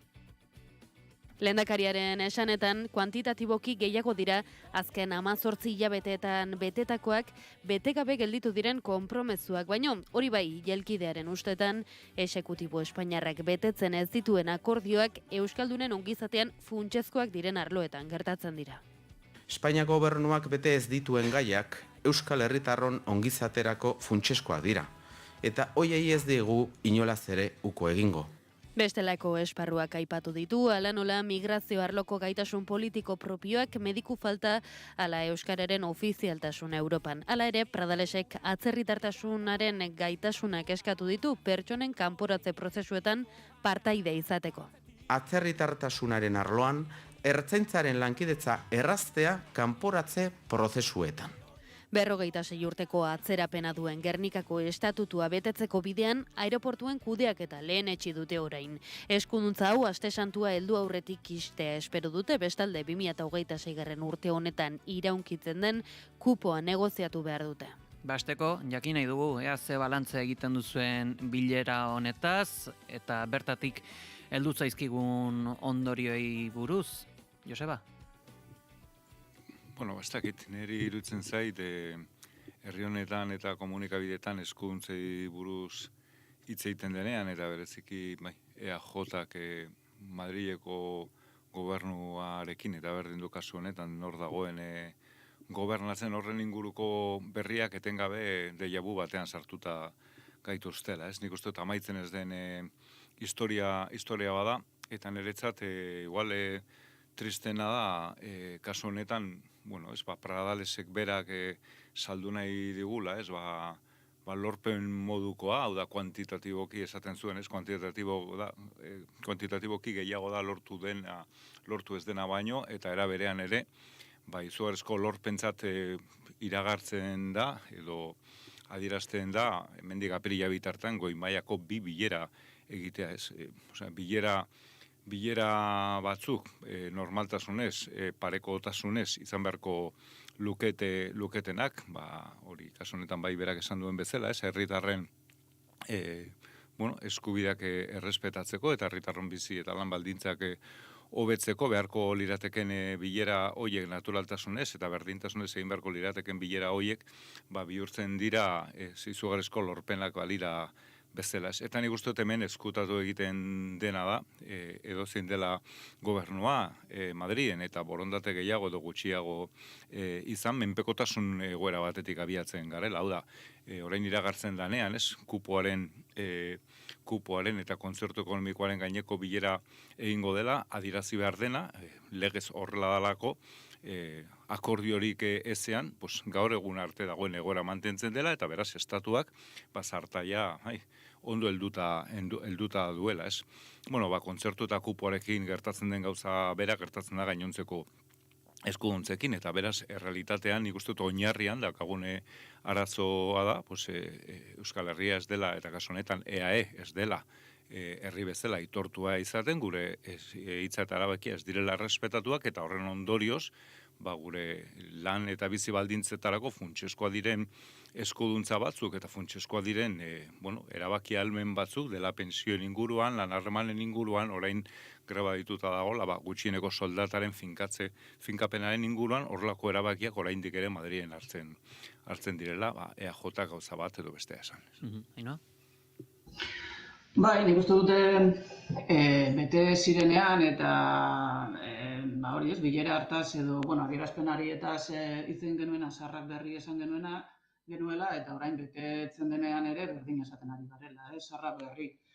Josebak apuntatu du, nahiko kontraesankorra den gauza bat, eta da, funtsezkoak direna Madriden esku jarraitzen dute, baina hau sekulako urratsa dela esaten du Pradalesek, baina gainera, EAJak nik uste dut horrekin batera bigarren kontraesan bat baduela, kontraesana guretzat, klaro, eta da esatea estatus berriaren eztabaida beharrezkoa dela, garai berriek marko berriak eskatzen dituelako, ez? Eta ikusten badugu adituen ariketa ura, oraindik kajoian dagoena, edo, jendartearen begietara kajoian dagoen hori, ikusten badugu ariketa hori, ikusten da noraino dagoen zaharkituta gaurko estatutua, gaurko begiekin eta gaurko beharrekin egin ezkero, estatutu guztiz berri bat eta ezberdin bat ateratzen delako, ez? Beraz, esaten dute funtsezkoa Madriden esku dagoela, gogoratuko dugu, baita estatutua bete arren, funtsezko eta oinarrizko gauza asko Madriden esku jarraituko luketela, baina gainera esaten dute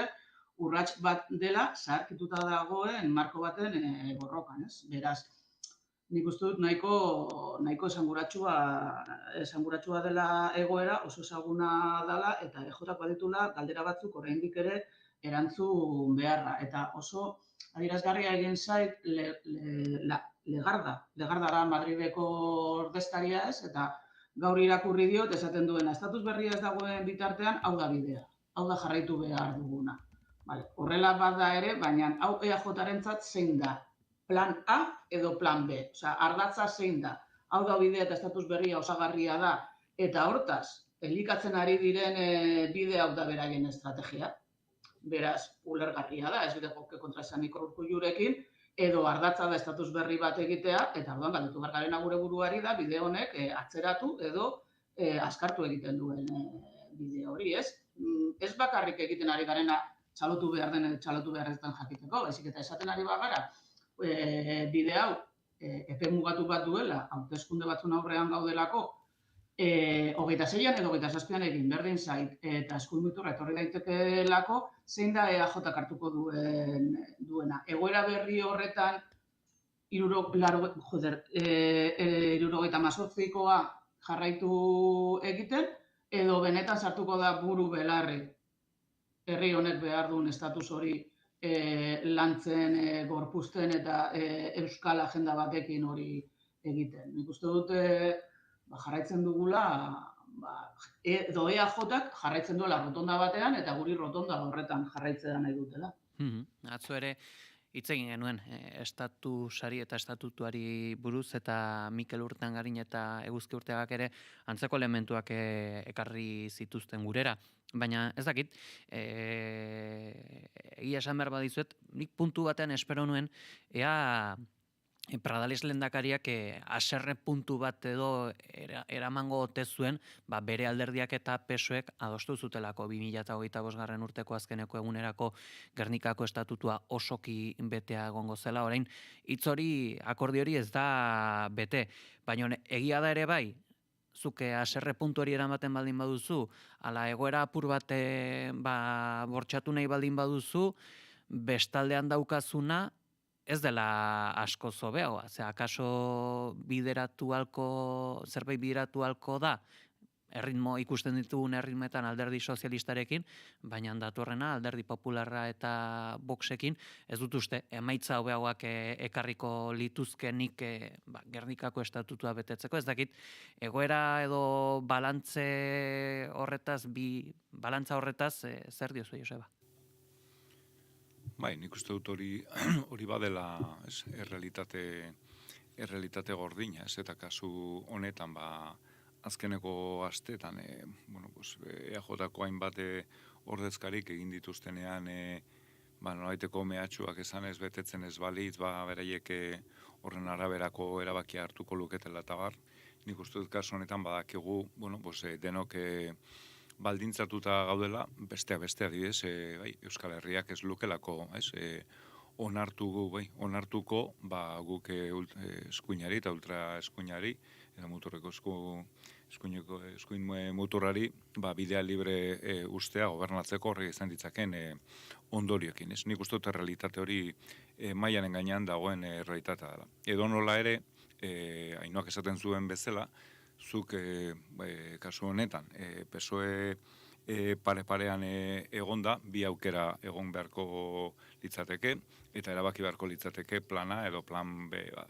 Eta Ainoak lehen azaldu duen bezala, zure plan bakarra kasu honetan, edo lehentasunezko plana baldin bada eskuduntzekin katramilatzea, eta ez adibidez, herri bezala, edo kasu honetan, 3 herrialdetako parlamentuan lehen estatus berriaren inguruko, oinarrizko akordio bat eskuratu, eta hori gaur egun dauden gehiengo politiko eta instituzionalekin mailaren gainean jarri, PSOEren aurrean, PSOE presionatzeko eta PSOE mugiarazteko, beste gauza batzuetan mugitu arazi dugun bezala, nik uste dut hori funtsezkoa litzatekela. Eta nik uste dut horretan dagoela egia da, horrek denak baldintzatzen gaitula, eta nik uste dute logikoa dela, eta entzulek ere jakingo dutela, ez dut uste inork nahiko lukenik urrengo hauteskunde Espainiarretan, Vox eta PP garaile ateratzea horrek guretzat izan ditzaken ondorioekin, baina horrek ez du mugatu behar gure estrategia eta jarrera, eta kasu honetan, nik uste dut sendotasunez planteatu beharko genukela, estatus politiko bat oinarri sendo batzuekin, eta gutxienez eztabaida mailaren erdian eztabaida hori ireki horrek suposatzen duen guztiarekin. Besteak beste adibidez, Bilduk askotan esan duen bezala, Estatu Espainolak gaur egun duen krisia ez delako konponduko espaldin bada nolabait duen herrien erabakitze eskubidearen inguruko eta herrien aitortzaren inguruko eztabaidari ekiten ez badio, eta beraz demokratizazio prozesu bat egongo bada bakarrik hortik etorri daitekelako eta barez. Nik uste eztabaida hori ezinbestekoa dela, eta eztabaida hori ireki beharrean, naiz eta PP eta Voxen mehatxua horre egon, transferentziekin edo eskuduntzekin denbora pasatzen duen bitartan, denbora, esango nuke, ez dute ukatuko eskuduntza batzu lortzea urrats badeni, baina uste dute denbora asko galtzen ari garela. Ezakite, zentzu honetan galdera azkar bat, Joseba, zuk uste hor negoziatzen ari diren horiek presa hori, beraien sorbadetan sentitzen dutela? Nik gaur egun ez dakate inolako informaziorik, maila horretan enburutzen ari den elkarrizketaren inguruan. Ni pentsatzen dut esan duan bezala, ez dela analista politiko izugarri izan behar, ulertzeko Euskal Herrian gehiengoak zer nahi duen, eta horrek baldintzatzen gaituela. Eta eraberean ere, ez da ere soziologo oso handia eta oso garrantzitsua izan behar, Estatu Espainolan ematen ari den deriba autoritario eta reakzionario hori ikusteko ez. Orduan, bueno, pues nik uste dut presio hori bai, maiaren gainean dagoela esango nuke. Eta Ainhoa, zuk zer diozu horre aipatzen nuen balantza horri buruz, hau da, aipatzen nuena horre atzerapen hori dagoela, haserre hori erakusteaz, edota bestelako, edota gaur egun dagoen aukera. Bai, nik uste dut, denok dakigu edo, ez diot inolaz ere ez garrantzia kenduko ez ematen duen beldurra ezkutatuko, ez? Aukera bat dago eskumuiturra gobernuan sartzea eta hori ekidin egin behar da. Momentu hontako joko zelaia hori izanik ere, hori egoera horretan, gobernua galtzearen egoera horretan, gehiago dauka galtzeko Sánchezek, momentuan esaten dute, gehiago dauka galtzeko Sánchezek euskal instituzioek baino. Beraz, beharra bi aldetatik dago. Esan nahi dut, haserrea erakustea, aurrera, ez litzateke hain harritzekoa izango, eta niri ez dakit, ez litzateke ez ninduke halako estrategia txarra idurituko. Beste gauza bada, gobernua berortzen utziko den, ez den utziko, eta balizko antzeko egoera batean zer egingo den. Eta nik uste dut hor, eskuin muturra sartuko da, eta berriro diot, egoerari inolako garrantzirik kendu gabe, Aznarren garaia bizitu ditugu, Maior Oreja bizitu ditugu, eta hori eskuin muturra ez bazen, desde luego oso gertu zegoen. Ez dakit, badakit testuinguru aldatu dela, eta beste gauza batez hitz egiten ari dela. Iduritzen zait, egia dela, momentu honetan mahai gainean dagoen apustu politiko baten ibilbidea oso zaila edo ezinezkoa izango litzatekeela, eta horrek gaurko apustua azkartzea, eta nire ustez apustu horretan indar gehiago jartzea ekartzen duela, baina egia da ere, agian, beldur horrek arriskuetaz hitz egin behar digu, baina ezin du herri hau amildegian jarri eta amildegiko erabakiak hartzera eraman. Ez dakit ondo azaldu nahi zen iduritzen zait, mamu oso handi bat daukagula aurrean, baina atzera begiratuz, desienteko itunak bizitu ditugu, PP eta PSOE-ren artean, eta noski, bai, apustu bat, seguramente, berrikusi egin beharko litzateke, baina herri honek, pentsatu nahi dut, eta nik horrela sinisten dut, balituzke aukerak horreri aurre egiteko, besteak beste, instituzioetatik guztia, EAJek dauka bere borondatearen arabera. Baina epe motzeko gauzuetan, transferentzien estrategia batean, atzo Juntzek atzera bota zuen lege bat, ustez ondorio kaltegarriekin herrientzat, baina PSOE gaur berarekin iseriko da, horko neurri interesgarrienetako bat eta beharrezko bat dela pentsionistena negoziatzeko. Orduan, iduritzen zait, haserreari uko egitea batzuetan ere bide motza duela. Hementxen utzingo dugu lehenbiziko aipagai hau, eta honekin ere, eta atzoko Madrileko Kongresuko saioarekin lotura duen albiste bat aipatu beharra dugu, izan ere, pentsiodunek manifestazioak deitu dituzte ostegun honetarako Alderdi Popularraren egoitzen aurrean pentsioen igoera baliogabetzeagatik. Salvador Adiola, egunon. Egunon, Pegi, eta egunon entzuleok manifestazioak 12etan izango dira Bilboko Bizkaia plazan, Donostiako Ilunbe kalean, Gasteizko Olakibel kalean eta Iruñeko Plaza Ola kalean. Euskal Herriko pentsiodunen mugimenduak ohar batean adierazi duenez, onartezina da pentsioak handitzearen aurka bozkatzea eta lotsagarria da eskubide hori trukerako txanpon izatea alderdien arteko eztabaidatan. Gaineratu dute pentsioen erosa ahalmena bermatzea ezin dela Kongresuaren urteko bozketaren mende egon. Ildo horretan, pentsioen errebalorizazio automatikoa eta urte amaierarako ordainsaria berrezartzea eskatu dute erosa ahalmenaren galera orekatzeko, bestalde gutxieneko pentsioa lanbide arteko gutxieneko soldataren parekatzea ere exigitu dute genero arrakalaren kronifikazioa eta diru sarrera eskasia areagotzeko. Eta gunaren ondik norakoak ere ezagutu nahi ditugu. zer nolako kontuak aipatu behar dira edo nabarmendu behar dira gaurkoan? Gaur izango ditugunen artean, Nafarroko parlamentuan ikerketa batzordeak jarraipena izango du asteazken honetan Eskabaziones Oses enpresako buruak hartuko du hitza gaur. Getxon, Euskal Herria Bilduk agerraldia ekingo du jauregitxo polemikoaren inguruan. Bask Segurtasun Foroak ere bilera izango du Gipuzkoan, Eider Mendoza, Bingen Zupiria eta Jon Insaustiren parte hartzearekin. Bizkaiko batzar nagusietan, bi galdegai esanguratsu igorriko dizkiote Elisabete Etxanoberi Guggenheim Urdaibai proiektuaren porrotaren ostean, Busturialderako dituen planei buruz Espainiako gobernuak dirua eman batzion horretarako. Memoriaren inguruan hainbat aurre ikuspen ere, Maria Txibitek eta Angel Victor Torresek Ezkaba Memoria Demokratiko leku izendatzeko koordinazio hitzarmena sinatuko dute. Eta gainera, Torresek berak frankismoaren biktimen aitortza egingo du Nafarroako parlamentuan.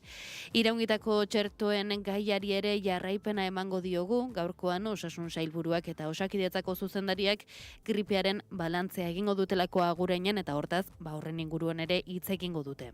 Ekonomia gaietan, Esteilasek agerraldia egingo du Bilbon, ikastetxe publikoen fusioaz eta matrikulazioez hitz egiteko, elak bestalde kontzentrazioa izango du, hezkuntza ordezkaritzaren aurrean, ikastetxe publikoen fusio horren kontra. Nafarroako suhiltzaileen zerbitzuko langileen batzordeak bestalde prentsaurrekoa emango du, administrazioak negoziazioa alde bakarrez utzi duela salatzeko. Aipatu dugu Uagak eta Atakak deitutako traktora da Gasteiztik aterako dela goizeko 9:00 eta bidaia luzea egingo du Lakuako gobernuaren parean amaitzeko. Eta Mikel Jauregi industria sailburuak hitzaldia emango du industriaren egoerari buruz eta energiaren inguruko beharrei buruz. Bestelako kontuetan Stop Biogas Arroniz herri plataformaren elkarretaratzea ere izango dugu. Plataformako ordezkariak Jose Maria Ayerdi kontseilarearekin bilduko dira. Eta horrez gain indarkeria sexistaren aurkako emakumeen plataformak eraso sexisten aurkako protokoloaren berrikuspenaren emaitzak aurkeztuko ditu. Kiroletan, gaur egun garrantzitsua Zurigorrientzat Atletikek Sporting Portugalen aurka jokatuko duelako 9:00 abiatuta, etxean San Mamesen eta kulturarekin amaitzeko. Esan dezakegu, gaur Bilboko inauterien baitan Farolin eta Zarambolas aurkeztuko dituztela. Adi izango bera, kontu guzti hauekin. Eguraldia eta trafikoa naiz irratian. Errepidei dagokienez istripua izan da, Minano nagusirako norantzan Gasteizen A2604 errepidean auto batek beste bat jo du eta honen ondorioz autoilarak daude eta trafikoa moteldoa. Errepideetara begiratu ostean esan beharra dugu ere, temperatura hotzak dauzkagula gaurko honetan Euskal Herrian. Hiriburuetako temperaturen errepasoa eginez gero, esango dugu 6 gradu dauzkagula Donostia, Bilbo eta Baionan, 4 gradu Maule eta Donibane Garazin, 3 gradu Iruñan eta 2 gradu besterik ez Gasteizen. Eguraldiaren nondik norako guztiak, Iker Ribarluzeak. Asteazken honetan eta beste egun batez jarraian eguraldiak nahasitik jarraituko du. Goizean goiz ostarte batzuk izango badire ere, goizean zehar erdi eta goi mailako hodeiek zerua estaliko dute. Gainera, goizean zehar barnealdetik barna hodei trinkoak sartzen joango dira, eta eguerdi alderako fronteska baten eraginez euritara joko du. Zaparradak gehiemat, Araba eta Nafarroa erdi eta hegoan emango dira, Kantauriar isurialdera euri gutxi pasatuko da. Arratsaldean behin frontea pasa ostean, giroa lasaitu egingo da, naiz eta ez den baztertu behar han-hemenka zaparradatxoren botatzea. Hala ere azken orduetan ostarteak zabalduko dira. Haizeak goizean hego-ekialdetik joko du, arratsaldean hego-mendebaldera egingo du, eta ordurik gehienetan harro joko du bolada zakar batzuekin. Temperatura minimoak eta maksimoak nabarmen bera egingo dute, minimoak 2 zeropetik eta 8 gradu bitartean arrendituko dira, maksimoak Kantauriar isurialdean 8 eta 12 gradu bitartean, eta hego isurialdean 4 eta 7 gradu bitartean, temperatura freskoenak Araba eta Nafarroa erdialdean neurtuko dira, eta altuanak kostaldean, eta goizean eta eguerdi partean botatzen duen hori 800 edo 1000 metroren bueltatik gora elurretan izango da, baina arratsaldean gora egin eta 1300 metrotan kokatuko da elur maila. Informazioaren aria. Zelai talasoterapia. Ura, 33 gradutan duen zirkuitu termala. Itzurungo hondartzatik zuzenean hartuta. Egunero zabalik. Gosaltzeko aukera, aldez aurretik enkargatuta. Plan ezin hobea, ingurune natural eta eder batean. Erreserbak 943-846-500 telefonoan edo 3www.talasoterapiazelai.com webgunean.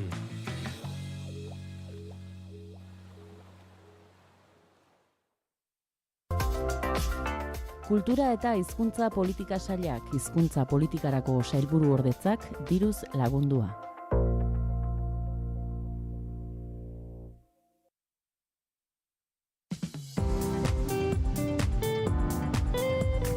Informazioaren aria.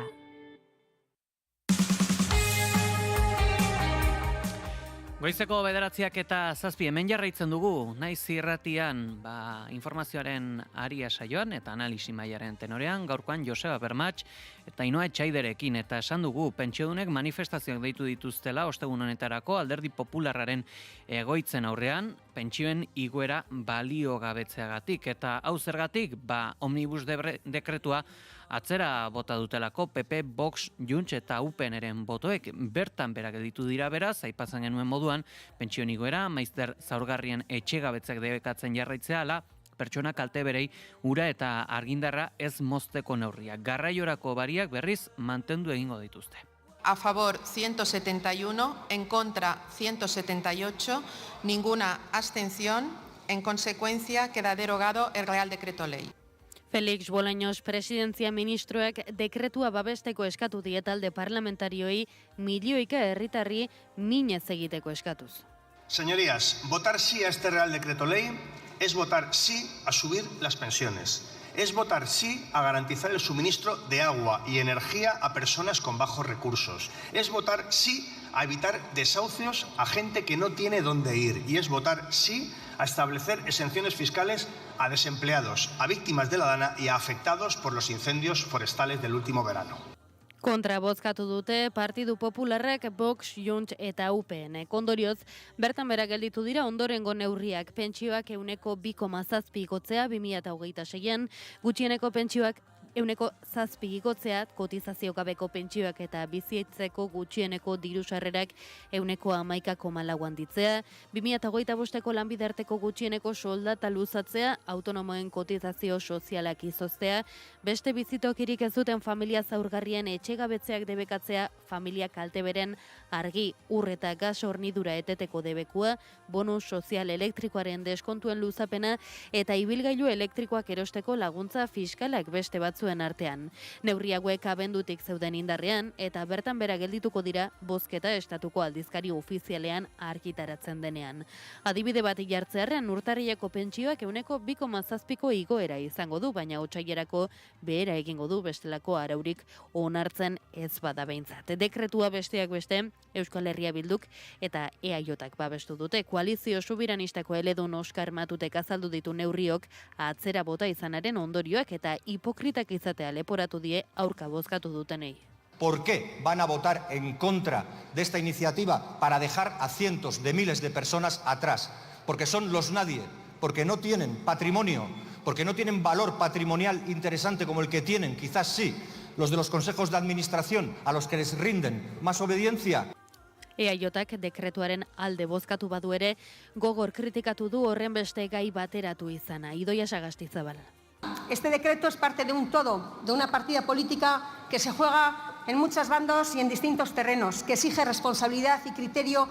Amaieratik hasiko gara, ze esan beharrena da, atzokoan bozketan izan zirenak, neurri esanguratsu eta asko izan zirela, eta horretarako Espainiar gobernuak baliatu zuen baliabidea omnibus dekretua izan zen, horre aipatu ditugun eta zehaztu ditugun elementu guztiak dekretu bakarrean bateratuz, eta horiek ala, jakine dut, ea zuen ustetan honek zentzua ote duen, ez da barkatu, ez da lehen aldia, omnibus bat erortzen dela, eta ematen du ez dakit irakaspenik edo izan beharko ote zen honegatikan, zentzua dauka omnibus bat baliatu izanak, Ainhoa? Bueno, azkenean, nik uste dut, hori ez, dago muturreko egoera batean dago eta aurrera atzera, askotan hor dagoen arabera egin behar duzu. Egia esan, Nik uste dut egoera politikoak edo konjuntura politikoak eta batez ere Madriden bizi den egoerak eramaten du omnibus batera edo baldintzatzen du forma. Baina niduritzen zait, baita beste egoera batean ere, PP, Voxek eta UPNek ezezkoa berdin-berdin emango luketela. Kasu honetan, hori ez, Matute esan duena beraien jarrera da, beraien politika da eta beraien ideologiarekin bat egiten du, ez? Orduan, zentzua dauka omnibus batean egitea, nik uste dut bigarren buelta baterako, gobernuari hobi uzten diola negoziatzeko, esan nahi dut, badakizu zein den eseskoaren ondorioa eta zein den eseskoaren prezioa, nolabait esateagatik, eta bigarren buelta batean negoziatu beharko dugu zerreri esan baietz, baina, klaro, horrek balioko du Juntzekin eta nik ez dakit horretan dagoen, ez? Kontua da, atzo oso oinarrizkoak diren eskubideak bozkatu zirela eta borondate politikoaren araberakoa dela, oinarrizko eta funtsezko egoera horiek babestea edo ez. Eta nire ustez hori da ikaragarria eta hori da larria, ez? Ez garela hitz egiten ari hobekuntza batetaz, baizik eta oinarriz eta funtsezkoa den babesaz eta berez babestuak egon beharko lirateken egoeraz. Eta horrek ez luke egon behar, ez konjunturaren menpe, ez omnibus baten eri begira, eta, oinarri esko babes hori kentzea, PP, Vox eta UPN esku dagoen bitartean, hori da lehen esaten nuena, apustu bat arriskuan jarriko da, baina jokoan dagoena hori da, ez? Oso desordenatua den transizio batean nor egongo da babestua. Eskuinarekin, desde luego, gutxien dutenak ez. Zer egingo dugu horren aurrean. Joseba? Bai, nik ere bat natorre adierazten ari danekin, nik uste dute hasierako galderaren inguruan, nik, taktikoki egokia ikusten dut, behintzat ulertzen dut horrelako omnibus bat planteatzea, finean, Ainoak esaten zuen bezala, eta oso garbi gelditzen den bezala, kontrako posizioa duten alderdiak, ez? Dira alderdi eskuindarrak, guk hemen Euskal Herrian badakigu oso ondo, ez? Zen izan lan, urtetan UPN-ren politika, eta atzo UPN batu zan, PP, Vox eta Juntzekin batera. Eta zentzu horretan, nolabait planteatzea bozketa haundi bat, bere baitan dituena pensioak, laguntza sozialak, aipatuan bezala, eskutu sozialen barruan sartzen diren laguntza ezberdin horiek nik uste dut, eztabaida pizten duela, presionatu egiten dituela zenbait alderdi, eta ikusita gobernuak duen babes instituzional edo parlamentario haula, haulako mugimenduak egin behar dituela, nik esango nuke maila batean, bai PP eta bai Junts baldintzatzeko, ez? Baldintzatze horretan, kontuan hartu behar da, adibidez, lehenengo parte bat erori izan bezala, garraio publikoarena, eta mantendu zela, kasu honetan Juntsen uste abstentzioarekin, ez? Eta justo adierazi dut, edo bota dute garraio publikoarena, nolabait indartzeko Ainoak esaten zuen ideia bat, ez?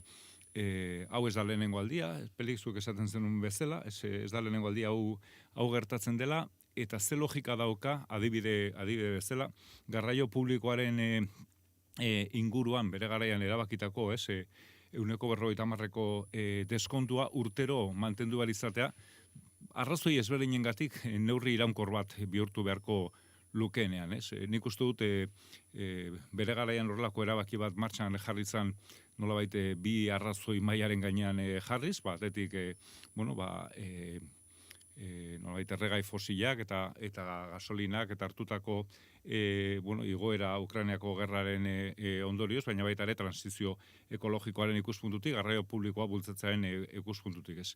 3 urte daramagu, gauzak oso ondo funtzionatzen dute, asko zele jende gehiago erabiltzen du garraio publikoa, transizio ekologikoa bultzatuko badugu, zergatik egon behar dugu urtero, olako erabaki bat hartzen, jakitun badirela alderdi politiko batzuk, transizio ekologiko hori eraman naiz dutena. Gauza bera gertatzen da, logikoa dauka urtero minimoa diren gauza batzuk adibidez pensioen eguneratzeari begira horrelako bozketak egon behar izatea, hitz egiten ari garenean edo etxegabetzeen inguruko oinarrizko eskubidetaz ari garenean, nik uste dut hori beste urrats kualitatibo bat eskatuko lukela, baina zoritxarrez momentu honetan ez dago babes instituzional sendorik horrelako urratsak behin-behinekoa baino behin-betikoak bihurtzeko ez. Mentxen utziko dugu aipagai hau, bestelako kontu batzuetan murgildu beharra dugu, zehazki Euskararen koofizialtasuna aldarri kalera irtengo da Euskal Konfederazioa heldu den azaroaren 21 urte erdiko gogoa eta egin ostean, eragile euskaltzaleak 3 ardatzetan borrokatzeko egin beharra jarri dio bere buruari, eta honen berri izateko gurean da Sebastian Kastet, Euskal Konfederazioko ordezkaria, egunon? Egunon zueri. Abia puntuan Ipar Euskal Herrian euskarak bizi duen egoeran kokatuko gara, kezka azaldu duzue, zeintzuk dira honetarako arrazoiak? Beraz Euskal Konfederazioak abiatu zuen gogoeta bat duela urte eta erdi, ikusiz euskara larrialdi egoeran zera. Larrialdi egoeran zergaitik, beraz alde batetik azken inkesta soziolinguistikoaren emaitzek erakusten baitigute bai hiztun kopurua proportzioan baita erabilera ahultzen ari direla, bereziki Ipar Euskal Herrian, eta ikusten genuen ere hizkuntza politika publikoa gidatzeko ardura duen euskararen erakunde publikoko instituzioak ez zutela lortzen behar bezalako aurrekontua bozkatzea euskararentzat. Beraz hor, baditugu datu hauek hor, biziki kezkagarriak hiztun kopuruari dagokionez eta erabili dagokionez, eta arazoaren muina argi da, beraz gaur egun hizkuntza politikak ez dira behar bezalakoak, beraz egoera hori buelta emaiteko, eta horregaitik beraz Euskal Konfederazioak abatu zuen gogoeta bat, ikusteko pixkat Euskal Konfederaziotik eta beraz Euskalgintzatik zer egiten altzen gehiago, nora egiten altzen egoera hori buelta emaiteko. Horre, etxeko transmisio eta erosoaritzeko gaitasuna berantz joan arren ere, indar berritzea antzeman duzue, 16-24 urtekoen artean, zein izan daiteko honetarako arrazoia? Beraz hor ikusten da Euskararen erakunde publikoa sutik ezagri zenetik indar bat egin dela, beraz hezkuntza mailan, eta horrek ekartzen ditu lehen fruituak, baina Ipar Euskal Herriaren bere euskalduntzea sobera motel, ez doa erritmo onargarri batean, eta ora ez deno, Euskarak segituko du behera egiten. Beraz, horri begira, guk pentsatzen dugu ziklo berri bat abiatu berrera, beraz, hizkuntza politiketan eragiten entzatzeko, eta hor azaratu da, beraz, konfederazio kideen artean berriz Euskalko ofizialtasuna mai gainean ezartzeko beharra. Hain zuzen, zehazki, salatu duzu ere euskarak duen eskualde hizkuntza hutsaren urrengoa dela eta koofizialtasuna aldarrikatu. Izendapen berri honek nolako aldaketak ekarriko lituzke? Beraz, guk argi dugu lehen pausua dela frantses konstituzioaren 2. artikulua aldatzea. Artikulu horrek dio Frantses Errepublikaren hizkuntza frantsesa dela, eta aitzaki horrekin beraz sistematekoki tribunalek eta frantses estatuak gararazten dute euskara bezalako hizkuntzan alde egiten diren edo egin nahi diren antzimendu oro. Beraz, hori da gure ustez lehen urratsa, eta konstituzioaren 2. artikulua horren aldatzeko arituko gira hor, ibiliko gira ondoko hilabeteetan sindikatuekin, eragile politiko eta sozialekin ikusteko behalde batetik konstatazio hori partekatzen duten, hots euskara larrialdi egoeran dela, eta bat egiten mani behar konstatazio horrekin eta zinez egoerari buelta emin nahi mani badiote, guk proposatuko dugu gurekin aritzea kanpaina batean edo eragite lana gurekin egitea frantses konstituzioaren 2. artikulua aldatzeko. Hori jakinez dela lehen etapa eta bigarren etapa biztanena izanen da lege proposamen bat egitea, arlo guziak unkitzen dituena, eta hortan arituko gara ere Burkobinolan kolektiboko beste eragilekin. Burkobinolan gen biltzen dira Bretainar, Occitanar, Korsikar eta gu bezala hizkuntza gutituen alde ari diren beste herri mugimenduak. Horre, ez da nolako aldarrikapena bigarren artikulu hori aldatzea, hor baitago, estatu frantsesaren bizkarrezurra, errepublikaren simbolo eta printzipioekin, zakit, lana iragarri duzue, baina zer espero duzue zentzu horretan, seguraski baten bat edo oldartua akaso sentitu daiteke?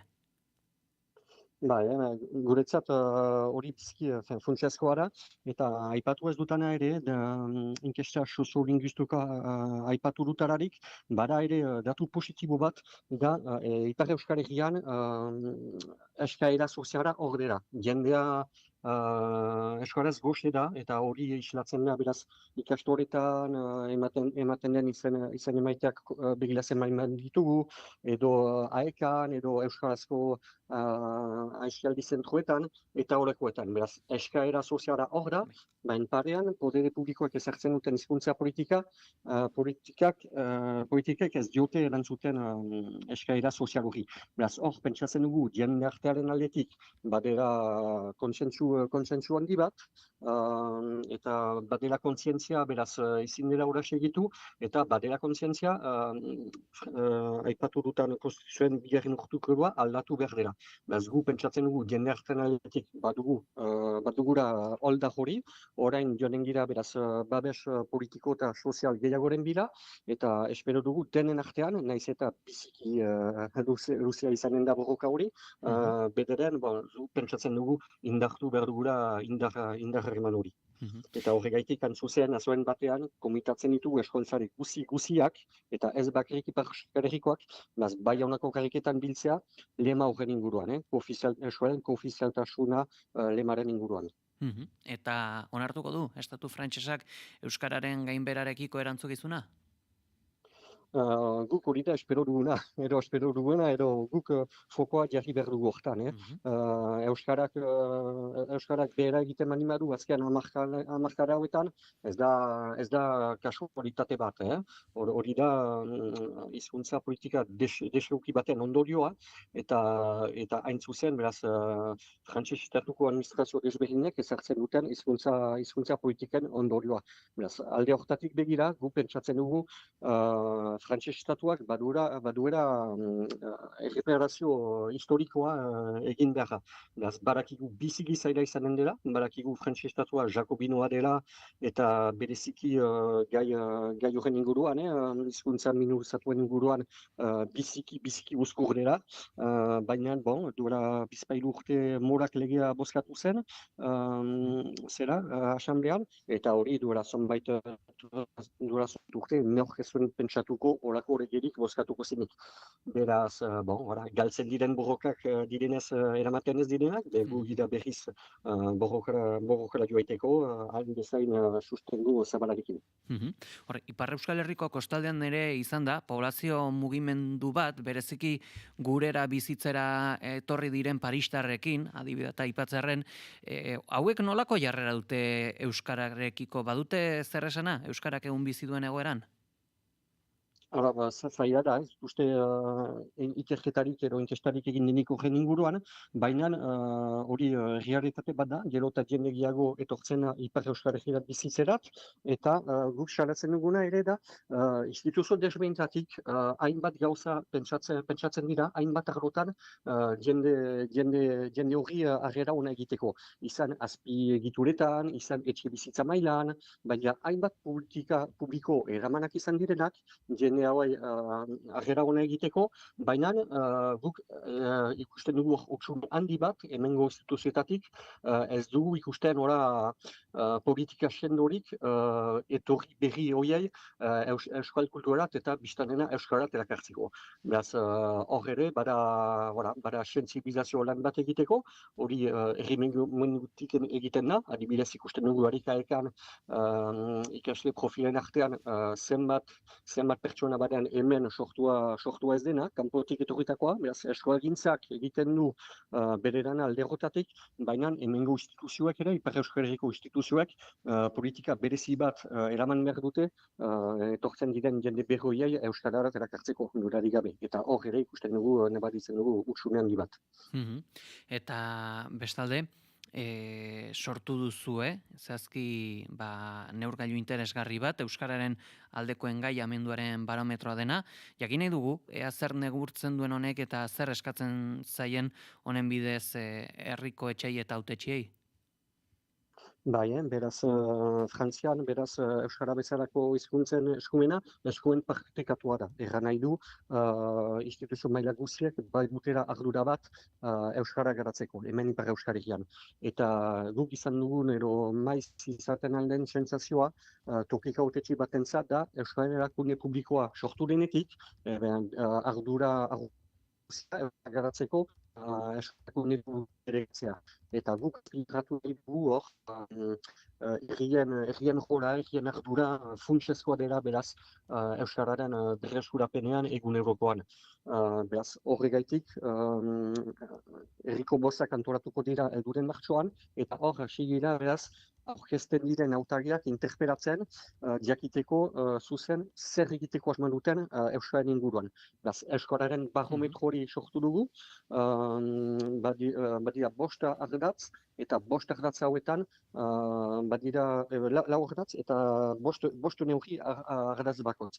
Izaten da jakiteko asmoa Euskarari prestigioa emaiteko, Euskara plan bat diseinatzeko, badira ez ditut denak zehaztuko, badira hogei galdera konkretu, gu galdetzen dugu aituaret bakoitzari zertan engaitu nahi den, eta engaiatzekotan biztanena ez erantzutea bai edo ez, baina baizik eta erraitea ze asmo duten, nola obratuko duten, hartuko duten engaiamendua.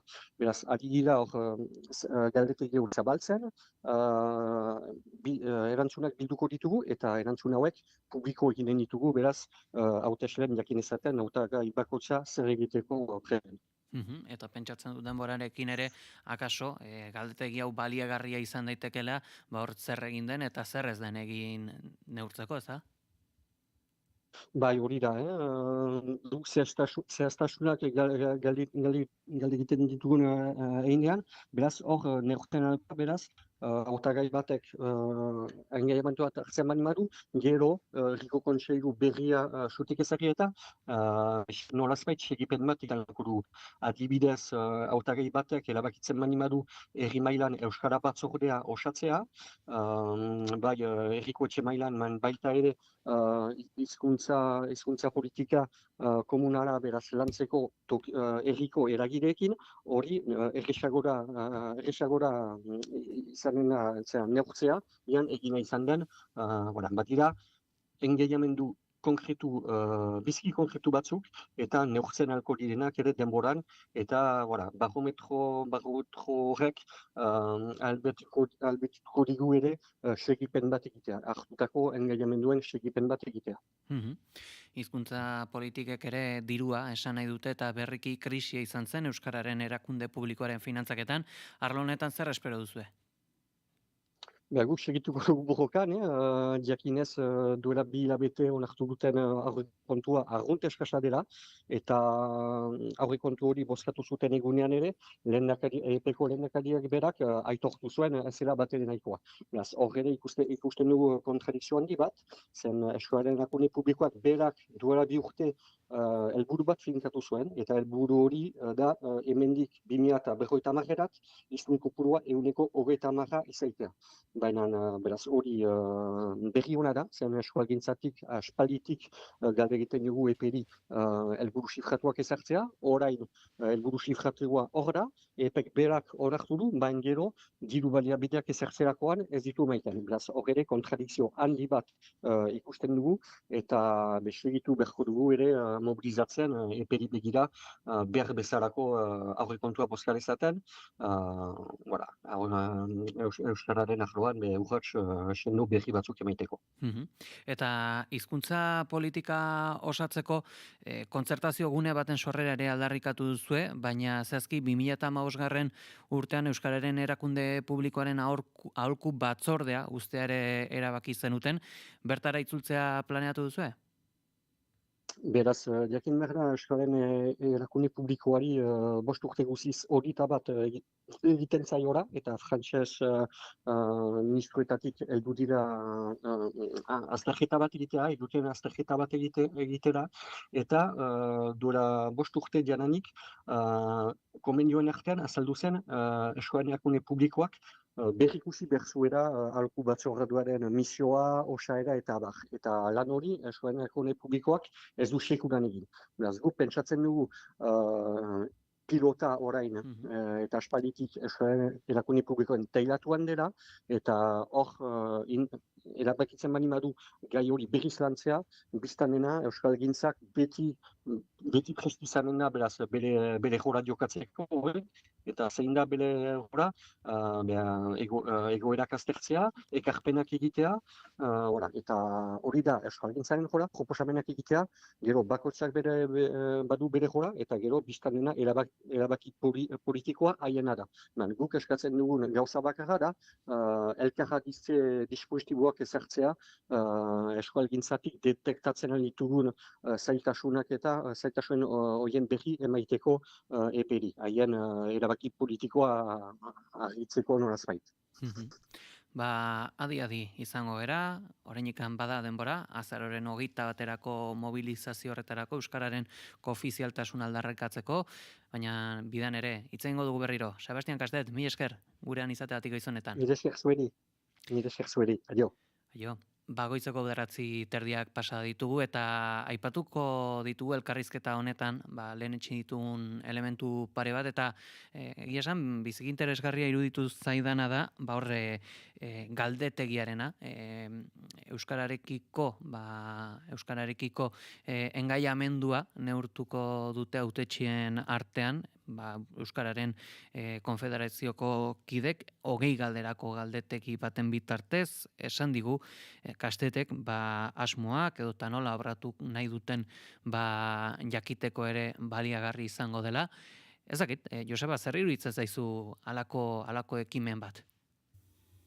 Nik uste dute, aipatu zuen bezala, benetan Euskararen egoera, eta azken urteetako soziolinguistikako ikerketen datuak kezkatzekoak direla, bai Lapurditxu Berran eta Baxen Lafarroan da baita Euskal Herrian ere, eta hilo horretan ikuste dute 11 ekimen eta egitasmo behar ditugula.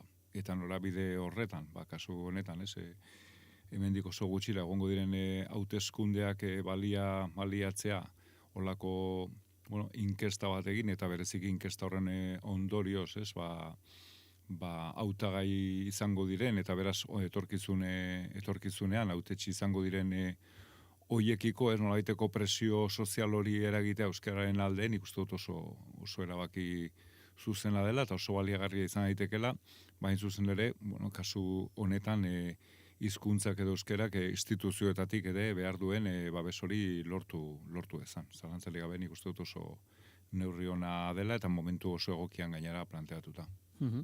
Eta Ainhoa, zuk entzun ahal izan duzu honi buruzko barometro, honi buruzko azalpenak?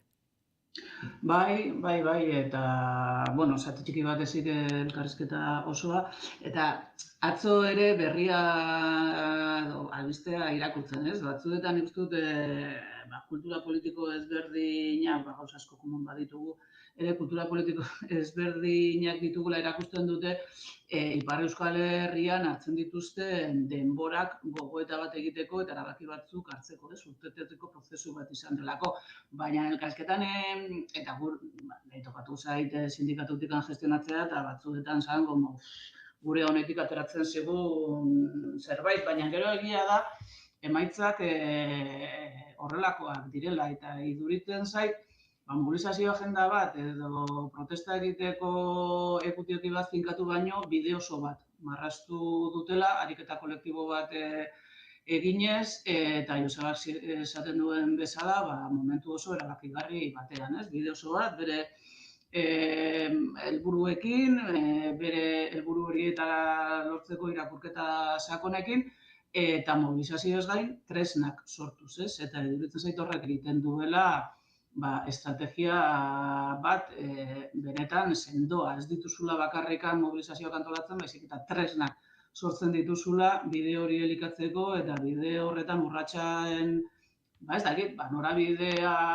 baino, urratsen neurria datuekin zehaztu ahal izateko, ez? Azkenean, badaudelako neurgailu batzuk, baina hauek beraien neurgailu propioa egin dute estrategia batek eskatzen dituen neurtze ariketa propioak egiteko, ez niri oso interesgarria iduritzen zait. Eta bideari dagokionez oso iduritzen zait interesgarria ere ofizialtasunak ekartzen duen estatuaren erantzukizuna mahai gainean jartzea.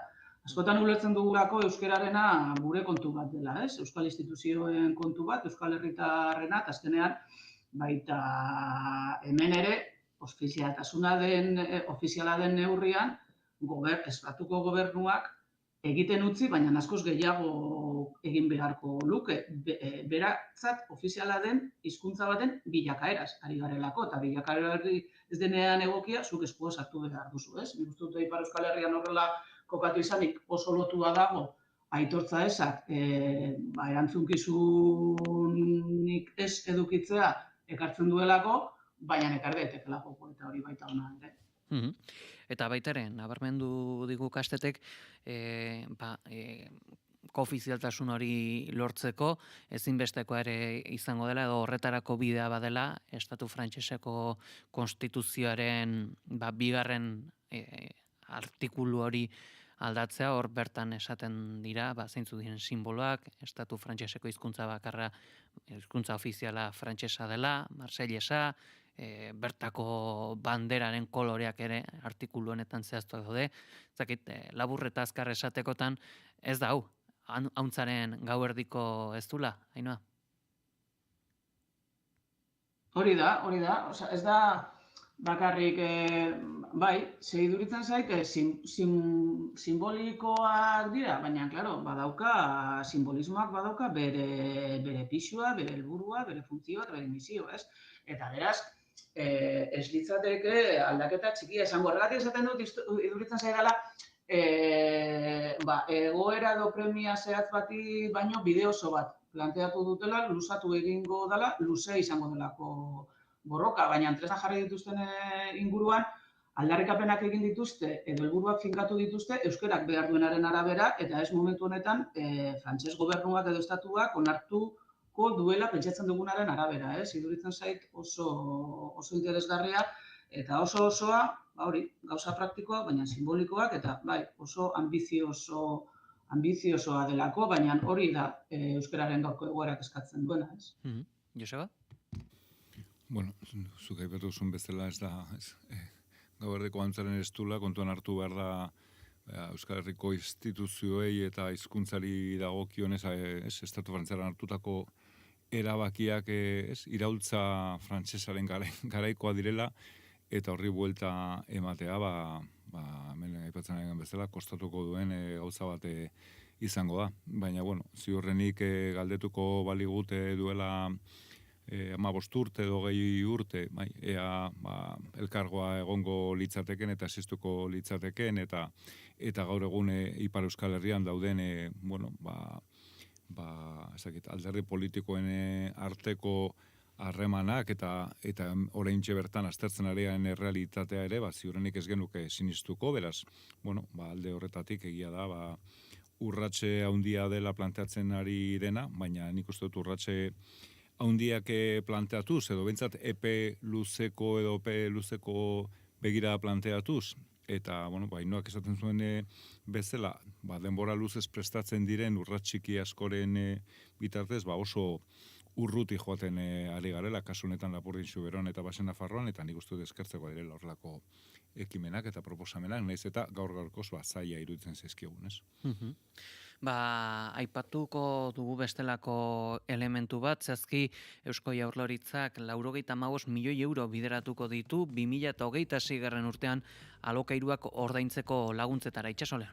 Etxebizitza plan bereziaren zenbatekoari buruz, astearte honetan Denis Itxaso etxebizitza sailburuak Gobernu Kontseiluaren ostean jakinarazi duenez, gaur egun Araba, Bizkaia eta Gipuzkoan alokairuan dauden etxeen erdiak etxebizitza babestu batean bizi dira edo laguntza publikoa jasotzen dute.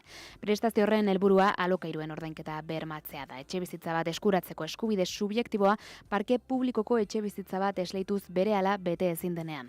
Egia da, oraindik bide luzea daukagula pertsona guztiei etxe bizitza duin bat eskaini ahal izateko eta horretan ari gara. Eta jakin badakigu, erein ditugun hainbat neurrik denbora eskatuko dutela etxe bizitza planta berri hori benetan ikusi ahal izateko.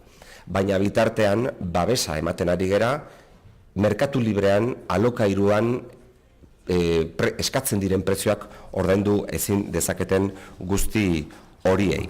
Hasierako kreditua 75 milioikoa da, baina handitu daiteke. Beraz, Itxasok kalkulatu du 95 milioira irits daitekeela urtean aurreko urteko joerari eutsizkero.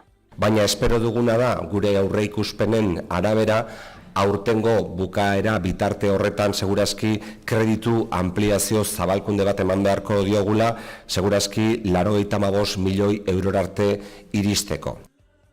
Iaz, 94,5 milioi bideratu ziren laguntza hoietara, hasierako partida 57,87 milioikoa izan baitzen, 36,6 milioi gehiago zabaldu zena.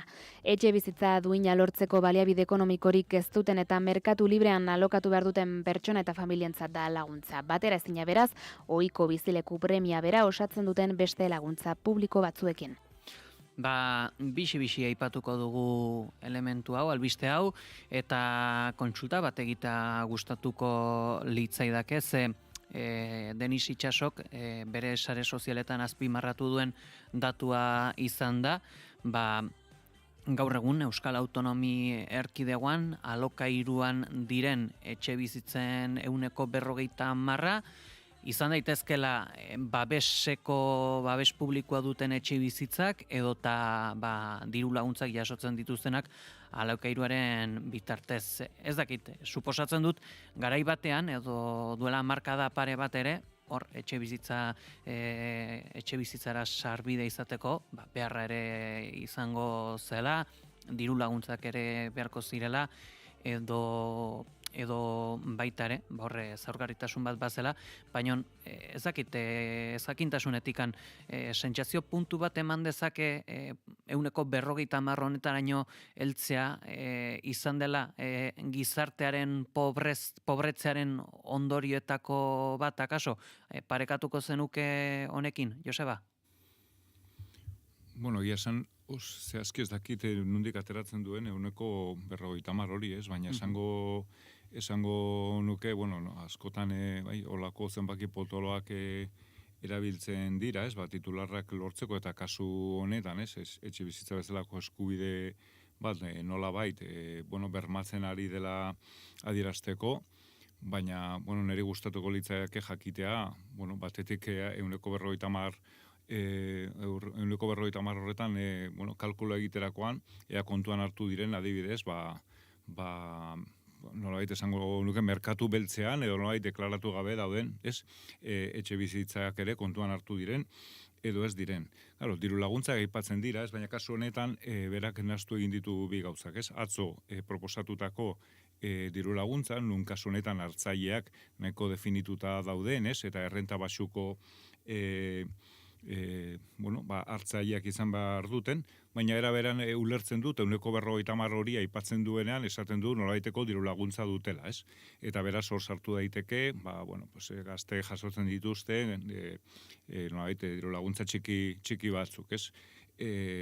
Zentzu horretan ikustu dut, datu horrek gehiago duela beraien ardura ezkutatzeko aleginaren, ez dakit, irudikeri bat bestea baino, ez? Esan, nik uste dute pobretzearen azuk aipatzen zenun bezala, ez dakit pobretzea den, nik uste dute realitate gordina dena, da momentu honetan etxe bizitza herri honetan daukagun arazo sozial, nik esango nuke garrantzitsuena ez baldin bada, garrantzitsuenetarikoa dela, eta bereziki populazioaren sektore oso zehatzeari eragiten diona, ez? Bereziki gazte populazioari, migrantei dagokionez, eta Euskal Herri da, ez azkeneko urtetan bezitzera etorri diren. Nik uste realitate oso gordina dela, eta planteatzen ari diren neurriak direla oso eskasak, ez? Nik uste dut jarraitzen dugula horrelako diru laguntzekin titularrak lortuta, baina nik uste dut bestelako galdera batzuk mailaren gainean jarri beharko liratekela. Hau da, benetan daukagun arazoaren tamaina ikusita, gaur egun dagoen eskaria kontutan hartuta, gaur egun kontuan hartuta, etxe bizitza pribatuek daukaten prezioak, eta lokairuek daukaten prezioa, egiten ari gera, babes ofizialeko etxe bizitza nahiko, hau da, etxe bizitza politiko ausarta badakau, egiten ari garen hori alokairura bideratzen ari da, edo oraindik ere, babes ofizialeko etxe asko saldu egiten dira, eta salmenta hori ere egiten ari gera sorteos, niretzat iaia lotxagarria den prozedura baten bitartez, oraindik ere etxe bizitza tasatuak daude, hau da, ari gera diru publikoarekin finantzatzen, gerora, komina hartan esku pribatuetan geldituko diren etxe bizitza batzuk, berriro diot, nire ustez behintzat, alokairuzko etxe bizitzak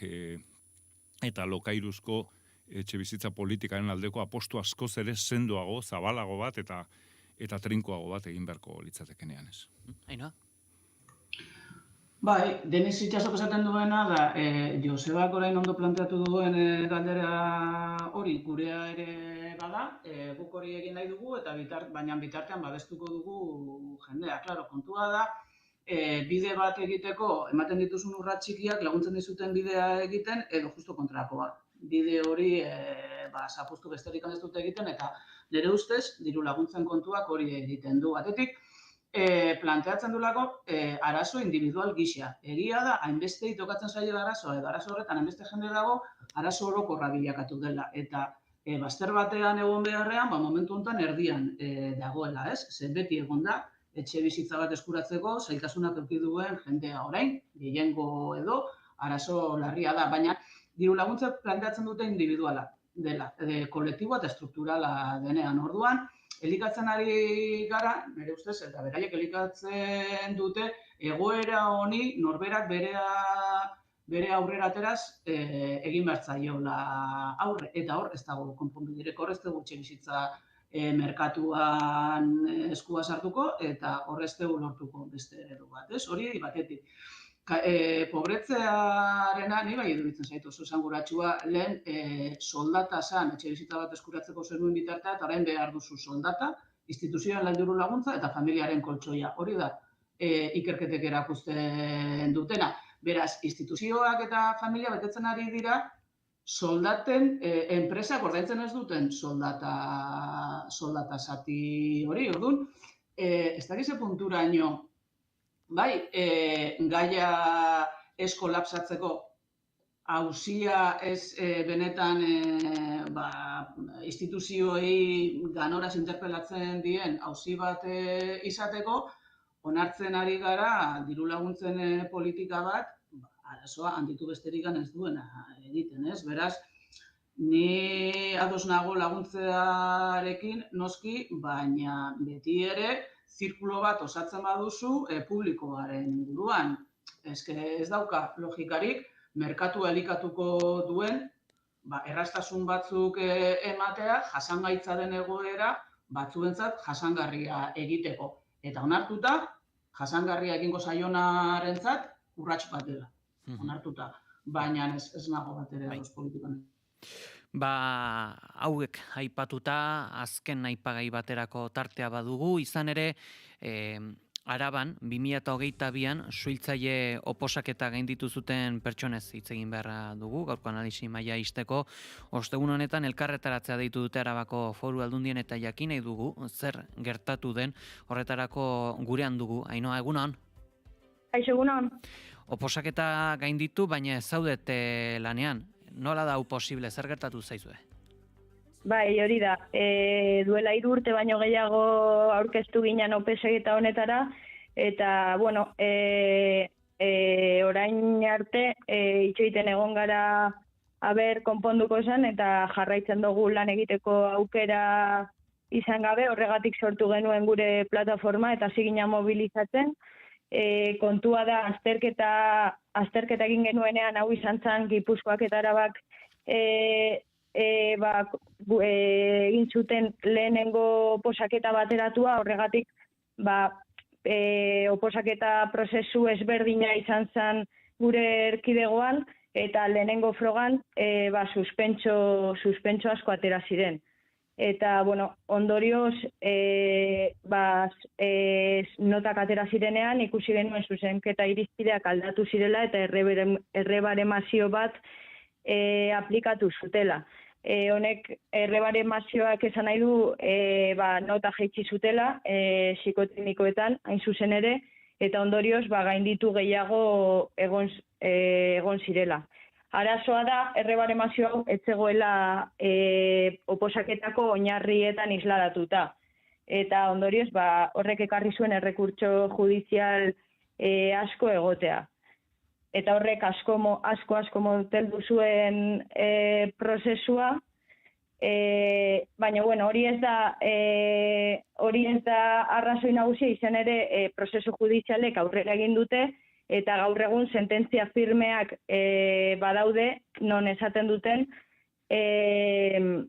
errebaremazio hori etzela legezkoa, eta etzela aplikatu behar, eta ondorioz, arkautek atera behar izan du zerrenda bat, non pertsona horiek kanpo gelditu behar izan diren. Eta konprometitu da formakuntzak abian jartzera. Baina, gauza da, 2024an filtratu zela lanpoltzen erregulazioen araudi berri bat. Hobeto azaltzeko, lanpoltzak dira, behin oposaketa prozesua egin, eta plaza lortu ez duten gaindituak, gelditzen dira lanpoltza batetan, suhiltzaileen zerbitzuen behar izanak asetu ahal izateko. Eta gaur egungo araudiak, lanpoltzen erregulazioa egiten da, lehenengo postuetan gelditzen dira azkenengo oposaketa gainditu dutenak, esperientziaren arabera, eta gero gainontzekoak. Eta negoziazio mailetan negoziatzen ari ziren araudi aldaketa honetan, negoziatzen ari zirena da lanpoltza bakar bat egitea, non prelazioa edo lanpoltza ordena esperientziarekin bakarrik neurtzen zen. Horrek suposatzen duena da, berdin duela oposaketa bat gainditu edo suspenditu, beti egongo zarela esperientzia horren menpe. Orduan, hor sortu genuen pixka bat gure plataforma, salako bigarren aldia sentitzen genuela gure eskubideak gainditu bezala urratze zirela, eta gainera ez genukala negoziazio mahai horietan ordezkaritzarik eskubide horiek defendatu ahal izateko. Orduan, laburra azalduta, arazoa izan zen, horre oinarrietan ez zegoen neurketa horrekin, 2022ko oposaketa egin ostean, eta orain araudia berritu ostean, orain berri datozen pertsona berri horiek, bestelako nota badute eta zuen aurretik gelditzen dira? Hori da, guk zuzenketa irizpide hori aldatu zutenean, izan zen, lehenengo saiak edan nolabait, gu esperientzia ez genuenak pixkat baztertuta usteko, eta orain hori epaietan argituta, bigarren araudi aldaketa honekin, da bigarren aldia egiten dela saiakera bat, esperientzia ez dugun oposiziogileak nolabait baztertzeko eta azkenengo postuetan usteko, naiz eta oposaketan lehenengo postu horiek izan eta oposaketa gainditu. Eta zuek utxune hori duzuelarikan, Arabako Foru Aldundiak zer dio? Hau zirriborro hau filtratu zen 2024an eta hor sortu genuen plataforma mobilizatzen hasteko eta lehenik eta behin hasi ginen sindikatuekin hitz egiten eta gerora alderdi politiko ezberdinekin. Hor lortu genuen dokumentu bat non sindikatu guztiak bat izan ezik, ela izan ezik, euren babesa aurkezten ziguten, eta dokumentu horrekin eta alderdi politikoen babesarekin ere, hasi egin genuen agerraldi bat batzar nagusietan. Eta gerora, lehen 2024an esan foru diputatua Jone Berriozabalek publikoki aipatu zuen agerraldi batean ez zutela jarraituko negoziazio horiekin. Baina gaur egun errealitatea da, orain Jone Berriozabalek kargua utzi eta Iñaki Gurtubai hartu duela, eta jakin badakigu berak 2025ko udaran bilera batean aipatu zigulako, negoziazioekin berrizekin diotela eta zirriborro berdinaren inguruan negoziatzen dabiltzatela. Eta zuentzat Gurtubai diputatuak zer proposatzen zuen? Berak esaten diguna da negoziatu behar duela, baina gure kezka da arkautegia zerrenda berri atera dauela sententzia firmak esaten dutenaren arabera, baina zerrenda hori ez dute aktibatu. Orduan gure kezka da ea ari diren negoziatzen, o Foru Aldundia dabilen negoziatzen lan poltsen erregulazioaren araudi berri hau aktibatu baino lehen. Eta azken galdera bat daukat, demagun blokeo egoera antzeko honetan zaudetelarik, bai zuek eta bai etorriko diren suhiltzaile berriak ere, negoziaketa hori martxan delako, aipatu duzu 2024 urtetik, horren ondorioz suhiltzaileen parketan izaten diren jubilatuek badute behar besteko ordezkapenik edo utxuneak sortzen dira? Imaginatzen dut, utxuneak, de hecho, udaran atera dira albiste asko non aipatzen zuten formakuntza gabeko jendea sartzen ari zala zerbitzuetan, eta hor kalte bat zegoela. Gure partez, pres gaude, zerrenda badago, falta da aktibatzea, eta gu gogotsu gaude lanian hasteko, eta gure kezka da, lanpoltzen erregulazioa aldatzen bada, gure buruan dagoen galdera da, zertarako balio izango duen aurrerago oposaketa bat egiteak, esperientzia izango bada baloratu behar den guztia. Izan ere, lan eskaintza publikoaren inguruan gaude hitz egiten, eta horrek oinarritzen duten printzipioen kontra doala uste dugu. Berdintasun, gaitasun eta merituen printzipioen kontra doala uste dugu. Guzti hauekin geldituko gera, eskerrik asko gurean izateatik. Mila esker zuei. Hauexek gaurko honetan nabarmendu beharrekoak, eskerrik asko, Joseba eta Ainhoa, nahi duzuen arte.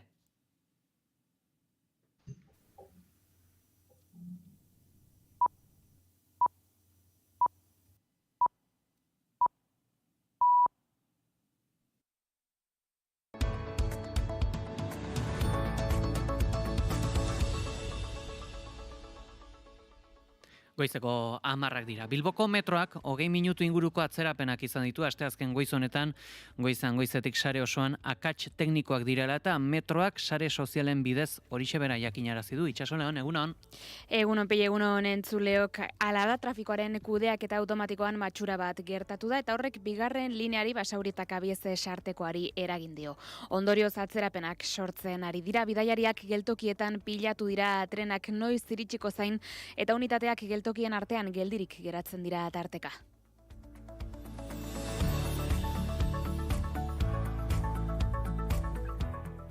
Eta kontatu dugu goizean, Osakidetzak iraungitako txertoa jarri diela 253 pertsonari. Gehienak aurrak. Jarritako txerto exabalentek ez dutela osasunean eraginek jakinarazi du Osasun Sailak EH Bilduk afera publiko egin ostean. Baseri irratian eskainitako elkarrizketa batean, Alberto Martínez Osasun Sailburuak adierazi du berriro txertatuko dituztela pertsona horiek. Vamos a ver, no tiene riesgo, o sea, hay estudios que demuestran que no tiene riesgo volver a revacunar y sin embargo sí tiene un elevado beneficio el poder garantizar la máxima inmunidad posible a estos niños, ¿no? La idea es que el beneficio riesgo, en estos momentos no hay más riesgo por volver a vacunar, volver a iniciar el proceso de vacunación y pues como si hubiéramos administrado una vacuna sin efecto y volver a vacunar, aunque hubiera tenido un cierto efecto inmunológico, los estudios demuestran que no hay ninguna incidencia por volver a vacunar y por lo tanto en la garantía de que es preferible garantizar la máxima cobertura inmunológica, por eso el Consejo Asesor lo que nos recomienda es volver a revacunar, que es lo que hemos hecho hoy, informando iniciando la comunicación con las familias y activando ya de nuevo la vacunación de estas personas. Akatsa non egon den aztertzen ari direla oraindik azaldu du. Estamos analizando lo que ha pasado, realmente tenemos una trazabilidad creíamos que funcionaba. Las fármacos, las vacunas llegan a través de las unidades de vigilancia epidemiológica de las delegaciones de salud pública a los servicios de farmacia, de ahí a los centros de salud. Todo ello tiene una trazabilidad, tiene unos códigos de control de fechas de caducidades y hay incluso hasta la última administración por parte de una profesional, incluso el precinto va pegado a la cartilla de los pacientes. En algún momento ha habido un evento de deficiencia, que es lo que estamos revisando, todo el circuito, y tenemos ahora mismo abierto una investigación interna para ver cuál ha sido el momento del sitio de las deficiencias, probablemente habían sido más de una. Bueno. Hainbat akatsen kateatzea izan delako susmoa du Martinezek.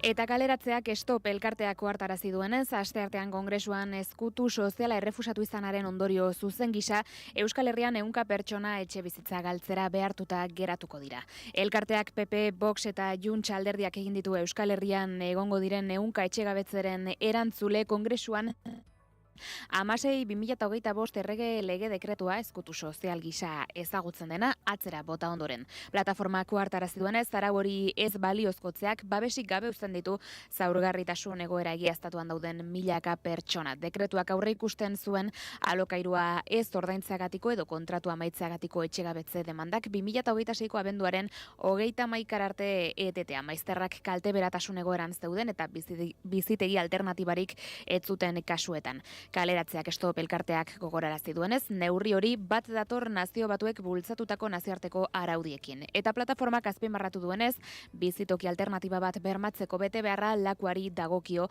alokairu sozialeko etxebizitzen parke publikoaren bidez eta eskas eta kolapsatuta dagoela uste dute. Horren ondorio zuzena, ohartarazi dutenez, Euskal Herrian 100 pertsona etxebizitza galtzera behartuta daudela da. Hoietako asko adingabeak, adinekoak edo mendekoak dituzten familiak direla azpimarratu dute. Kaleratzeak Stop elkarteak erabat baztertu du pertsona horiek okupatzat edo delitugiletzat jotzen dituen diskurtsoa. Eguraldia eta trafikoa naiz irratian. Eta ordu honetan lasai ditugularik errepideak, gaurko eguraldiaren iragarpena Iker Ibarluzeak ekarriko du. Asteazken honetan eta beste egun batez jarraian eguraldiak nahasitik jarraituko du. Goizean goiz ostarte batzuk izango badire ere, goizean zehar erdi eta goi mailako hodeiek zerua estaliko dute. Gainera, goizean zehar barnealdetik barna hodei trinkoak sartzen joango dira, eta eguerdi alderako fronteska baten eraginez euritara joko du. Zaparradak gehien bat, Araba eta Nafarroa erdi eta hegoan emango dira, Kantauriar isuri aldera euri gutxi pasatuko da. Arratsaldean behin frontea pasa ostean, giroa lasaitu egingo da, naiz eta ez den baztertu behar han hemenka zaparradatxoren babotatzea. Alare azken orduetan ostarteak zabalduko dira. Haizeak goizean hego-ekialdetik joko du, arratsaldean hego-mendebaldera egingo du, eta ordurik gehienetan harro joko du bolada zakar batzuekin. Temperatura minimoak eta maksimoak nabarmen bera egingo dute, minimoak 2 zeropetik eta 8 gradu bitartean arrendituko dira, maksimoak Kantabriar isurialdean 8 eta 12 gradu bitartean, eta hego isurialdean 4 eta 7 gradu bitartean, temperatura freskoenak Araba eta Nafarroa erdialdean neurtuko dira, eta altuanak kostaldean, eta goizean eta eguerdi partean botatzen duen hori 800 edo 1000 metroren bueltatik gora elurretan izango da, baina arratsaldean gora egin eta 1300 metrotan kokatuko da elur maila. Hauexek, gaurko honetan esan beharrekoak. Eskerrik asko, Itxaso. Eskerrik asko, Pegi. Eta gure partetik besterik ez, joateko tenorea heldu zaigu, ondorengo minutuetan bigarren kafea izango duzu. Ondo izan, aio! Naiz irratia.